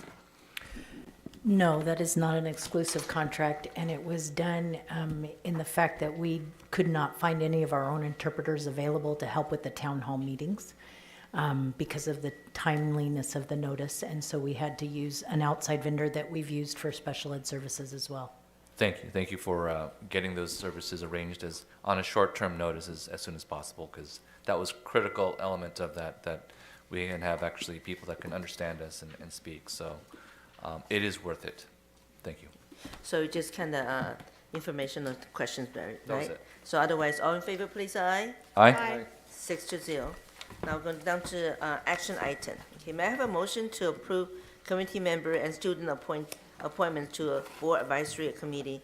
I need a motion and second. So moved. Second. Mr. Noyola? Yes, my appointee is Jesus Mendoza. Unfortunately, he was feeling sick today and couldn't attend. But I can honestly say Jesus is a staple of Hawaiian Gardens community. He is now a retired Parks and Recreation supervisor, but he has been there for many, many years as an advocate for the community. He has brought a lot of special events like our community powwow, which has been going on for almost 15 years. And he has also brought together a lot of our community car clubs. We have 3 car clubs in Hawaiian Gardens, and he's put together a car show. Like I said, he's very much for the kids. He himself is an ABC school product, and he has 3 kids that all attended ABC. So I think he would be very, very great on the Diversity, Unity, Equity Committee, and I just wanted to introduce him to everybody. Thank you. Do you have any public comments on this matter? I do not see any. Have any discussion from my colleague? If none, all those in favor, please say aye. Aye. Aye. Motion passed 6-0. Item 1.4-8, I have a motion and second that Board of Education vote for no more than 6 names from the list of candidates written in candidates to be submitted to California School Board Association on or before March 15, 2024. I need a motion and second. So move, Nishi. Okay, any public comments? I do not see any. Any discussions? If none, please all say favor, all say aye. Aye. Motion passes 6-0. Item 3.7-A, may I have a motion and second approve request to contract with enrichment program in communities, which is EPIC, to provide 3 art history grade level assemblies and hands-on art sessions with a supply for 765 K to 6th grader students at Leo Elementary School. I need a motion and second. So moved, Nishi. Second, Noyola. Thank you, Dr. Castro. Thank you. As you saw with our LCAP update, one of the important parts is to make sure we're offering broad services and access to different types of experiences for students. And so we're happy to increase our offerings for art history at Leo Elementary School through the proposal of this contract. Thank you, Dr. Castro. Any public comments? None? Any discussion among my colleague? If none, all in favor, please say aye. Aye. Motion passed 6-0. Item 3.8-A, may I have a motion to approve new course titles, so-called Advanced Placement AP Seminar and Advanced Placement Research for the 2024 to 2025 school year? And a motion and second. So moved. Second. Dr. Castro? Yes, you already saw my explanation earlier in the update that we are intending to implement this course in order to provide more students an opportunity to access advanced placement courses and increase our enrollment across our subgroups. Thank you, Dr. Castro. Do you have any public comments? I do not see any. Any discussion from my colleague? If none, all in favor, please say aye. Aye. Motion passed 6-0. Item 3.9-A, may I have a motion to approve request to submit an application to the California Department of Education for the Golden State Pathway Program. grant. I need a motion and second. Second. Dr. Castro, you again? Yes, as you recall from one of the big data points that is on the dashboard, which is our college and career indicator, the Golden State Pathway is to improve students' opportunities to meet college and career goals across our high schools, and so we're seeking a revenue of up to $700,000. Thank you. Any public comment? Any discussion from my colleague? Seeing none, all in favor, please say aye. Aye. Aye. Motion passed 6-0. Item 4.5-A, may I have a motion to approve bid award ABC 1637 Haskell Middle School modernization to Spec Construction Company as lower responsive and responsible bidder. So moved. Mr. Lewis, now we change to you now. Thank you, both you. Presidents say. We went out for bid for the modernization at Haskell Middle School.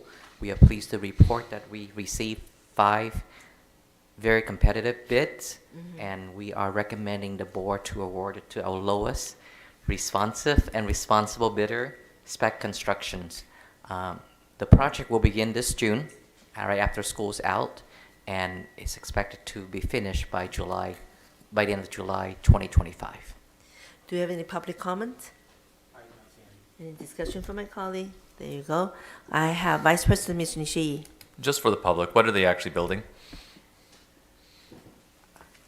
Say that again, I'm sorry. What are we actually building?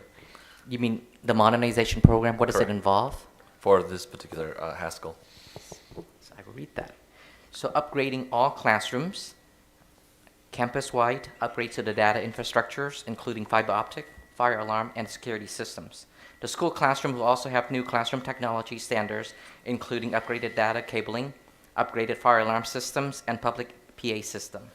The classroom modernization will have new flooring, painting, and a new teachers and staff furniture. Restroom will also get ADA upgraded. Thank you. Okay. No more and more? No? Okay, so all in favor, please say aye. Aye. Motion passed 6-0. Item 4.6-8, may I have a motion to ratify change order number 1, bid award ABC 1581 for Cerritos High School modernization to Cal City Construction. I need a motion and second. So moved. Second. Thank you. Ms. Nguyen. Thank you. This is our change order to the Cerritos High School's modernization program. It is now at 3%. We try to aim for 5%, not more than 5% on average. The law allows us to go up to 10% for change orders, so we are at 3% at this point. We hope this should be the majority of the change orders, and we hope to keep it under 5%.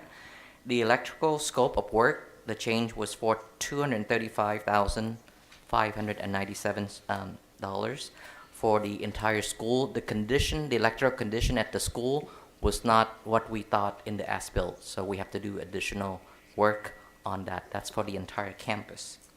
There's the grading, drainage, and plumbing scope of work also changed for $84,115. That's in the new science building.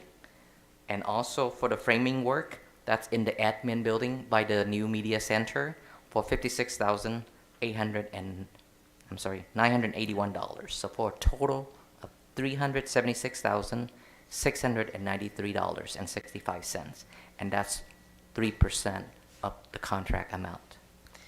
Thank you, sir. Do you have any public comments? I do not see any. We have Vice President Mr. Nishii. You know, I'm going to ask questions, of course. So I think that 3% is pretty low. So that's actually below the industry standard, if I'm not mistaken. So does this change orders mean that some of the projects at Cerritos High School cannot be built with the budget that we have, or can they all be built?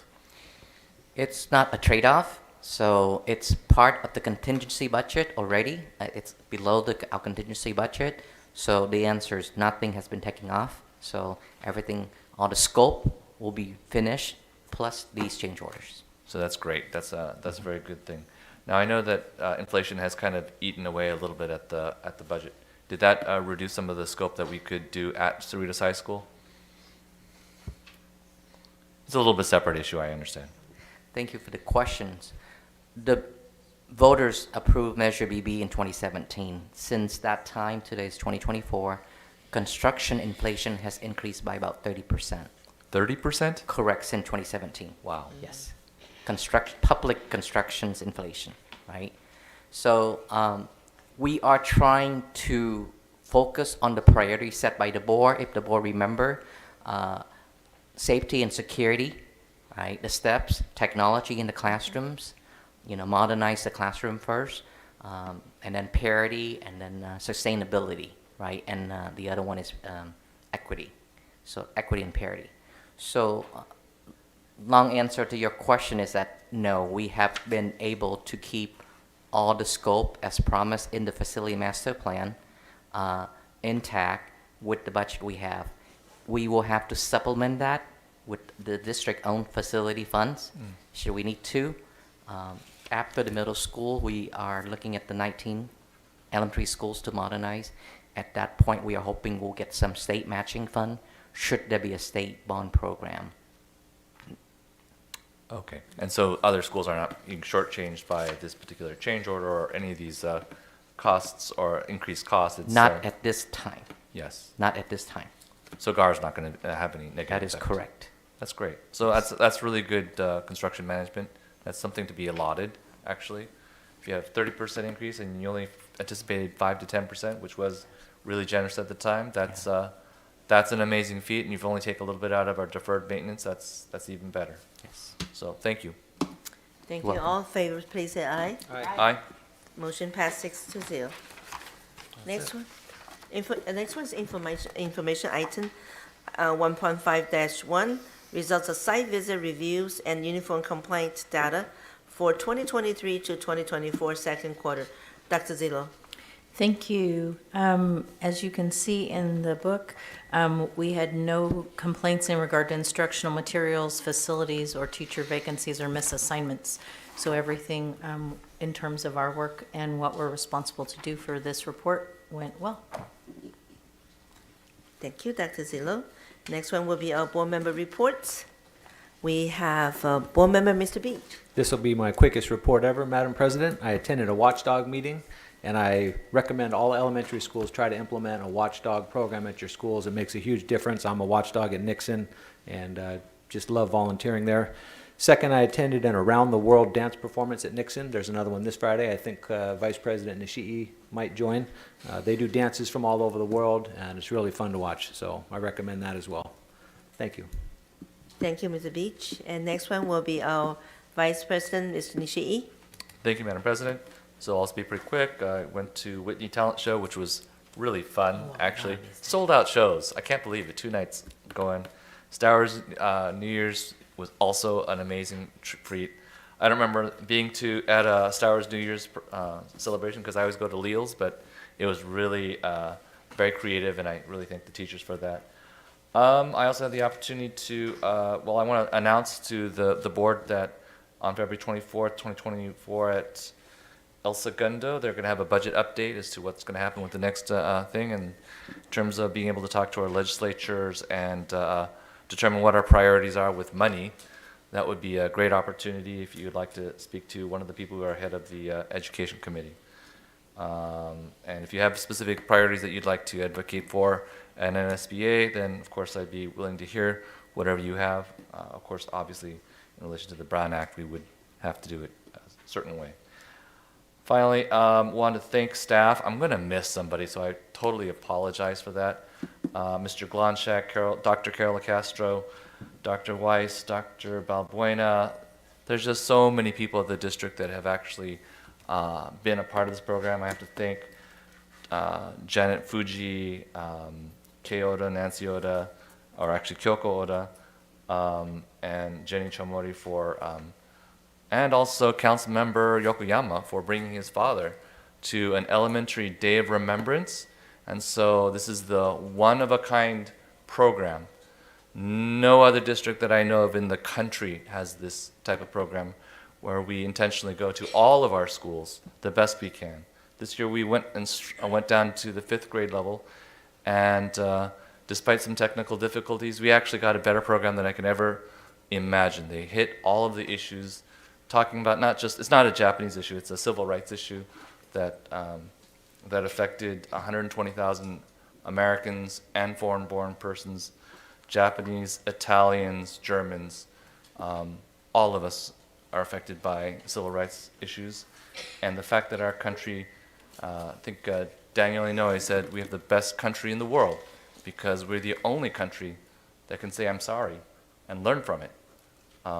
And because of our staff, because of the dedication of our school district, I'm so thankful, Dr. Zietlow as well, for allowing such a program, encouraging such a program, putting resources toward such a program, and not just putting it to the side as lip service, but truly having a spirit for educating our kids in a deep and understanding way. We did also get Quirk Silva to come, Assemblywoman, actually her representative, and Artesia City Councilwoman Monica Manalo came as well, and so all these local leaders that are showing an interest in our schools. It's an amazing thing, and I appreciate that. Thank you. Thank you, Mr. Nishii. Our next one is Board Clerk Mr. Noyola. Thank you, President Say. Last Tuesday, I got to visit Haskell Middle School. I got to actually review some of their research projects that they did. So they're starting their research pretty early on. So I'm glad to see we are adding our AP classes to the high school. I also got to hear their choir practice, and they are very, very good singers. So I'm glad to see that they have that teacher there and that they're going to be performing in the spring. On Wednesday, the 14th, I attended the Head Start Parent Policy Committee, and then I stuck around, or actually I showed up a little early and I got roped into some jump roping at Kennedy Elementary School. I got to visit their campus and got to, see their classrooms, and they were a little calm after jump roping for an hour, but it was fun. That Thursday, I attended a town hall meeting at Hawaiian Gardens about the declining enrollment, and the following day, Friday, I visited Nimitz Elementary School, got to see their 1 acre nature center. I got to visit their tortoise. Yeah. And I also got to actually see some of the classrooms where they were having the Japanese Day of Remembrance presenters. It was very, all the students were very attentive, and they were taking notes. They were going to ask questions after. I didn't get to stick around, but it was very, very great experience for all the students. And I got to visit their science class and got to touch their pet snake. So. Did you touch a snake? Yeah, no, I didn't want to touch it. But and last but not least, I got to visit Cerritos College. They had a campus safety symposium, and how they're looking to, offer some ideas from the college campuses to our K-12 systems. And finally, I'm here to advocate or promote our adult school. I got a haircut from their cosmetology program, and next week they'll be doing facials. So if anybody wants to join me, I'll be there next week. You look good. You look so handsome today. Nice haircut. Thank you. All right, thank you. We do need to go. I want to thank you so much. Involved so much activity in our school district. Appreciate it, Board Clerk Mr. Noyola. Next one is our board member, Dr. Olga Rios. Thank you, Madam President. I'll also try to keep it brief.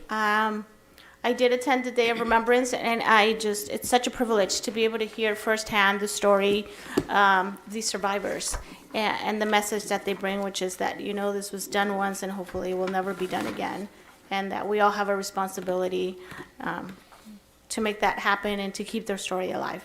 I also got to visit some of our high schools, and I want to thank the administrators. It was a very brief visit, but Mrs. Gomez at Artesia, Mr. Hernandez at GAR, and Assistant Principal Jessica Monserrate at Cerritos for taking time. I know how busy they are, so I appreciated them talking to me for a brief amount of time. I attended the forum at the DES Hall, and I want to say how impressed I was that so many people came out to voice their opinion, and I know I was there, and they are being heard. And I think that a lot of the board members that showed up also, appreciate them taking the time. We know it's not easy. It takes a lot of courage to speak in front of so many people. And so I appreciate them sharing their thoughts with us. And finally, that's it. Look forward to visiting some of our schools who are gearing up for open house. Some of our elementaries, I will do my best to attend as many as I can. Thank you. Thank you, Dr. Rios. Next one, we have board member Ms. Yu. Thank you, President Say. Wow, it's only 9:10, and we're almost done. We'll keep it short. Okay, just want to make a little correction here for on March 5th, we have the primary election, and we have our next board meeting on March 6th, which will be Wednesday, right? Okay, so that's a minor correction. I never make those corrections, but, well, everyone, spring is around the corner, and just wanted to remind everyone, it is our privilege as Americans to participate in voting because this is the only nation in the world, the only form of government that the people are above the aristocrats. And the people, enough people rise up, we can reform the corruption.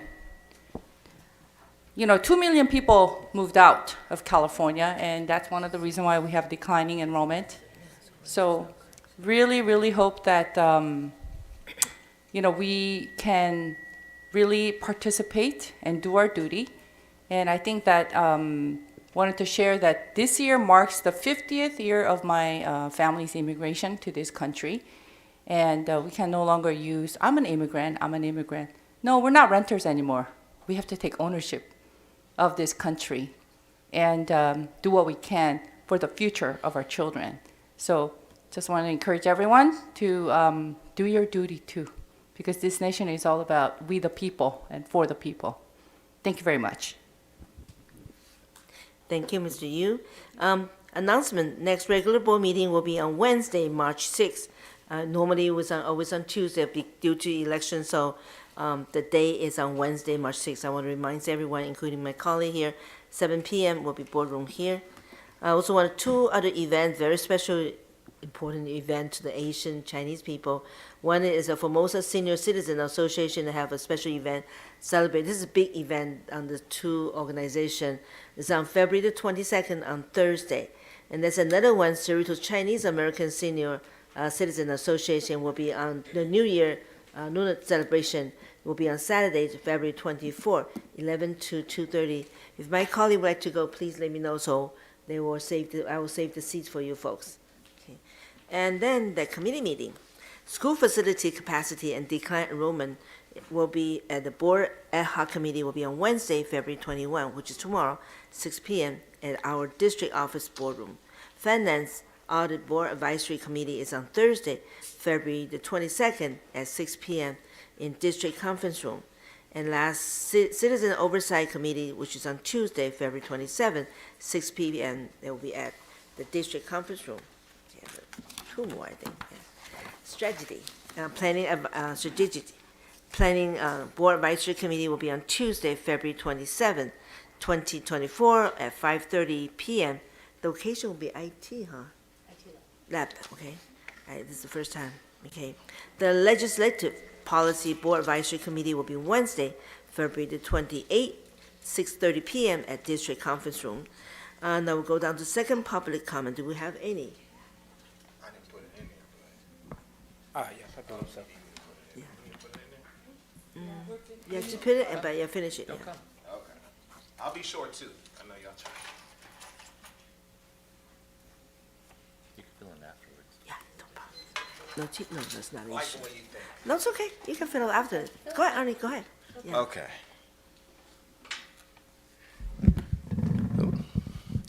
Good evening, board. I'll just say briefly that I also attended the town hall meeting, and I appreciate everybody who was able to come. Appreciate everybody who's doing things behind the scenes, advocating for the schools, even if you weren't able to go. I know that a lot of stuff happens that people don't see, so I want to acknowledge that too. So I just want to, again, just reemphasize the importance of not just tackling this issue on our own and incorporating as much as possible the city, the state, the federal government in making sure that we're doing and making the investments that we need to allow families to move into the city, right? And make it affordable for families to move into the city. And these are things that school boards can't tackle on their own. So I just want to reemphasize that I think that we can make sure that all the schools stay open, but we can't do it by ourselves. So that's it. Thank you. Any more? Are there any more public comments? I do not see it. Thank you. Oh, Here one now, more. let's Actually, move. one more. Oh. Hi, Catherine Pasquale. Our athletic director at Artesia would like to let you all know that our girls are playing in their CIF finals soccer game at 5 p.m. on Friday this week. Yes. Friday at 5 p.m. And I know Cerritos also has basketball, boys and girls going on. Yes. On Saturday, I think. I don't know. I'm not the speaker for that, but our athletic director wanted to be here, so I told him I'd comment for him.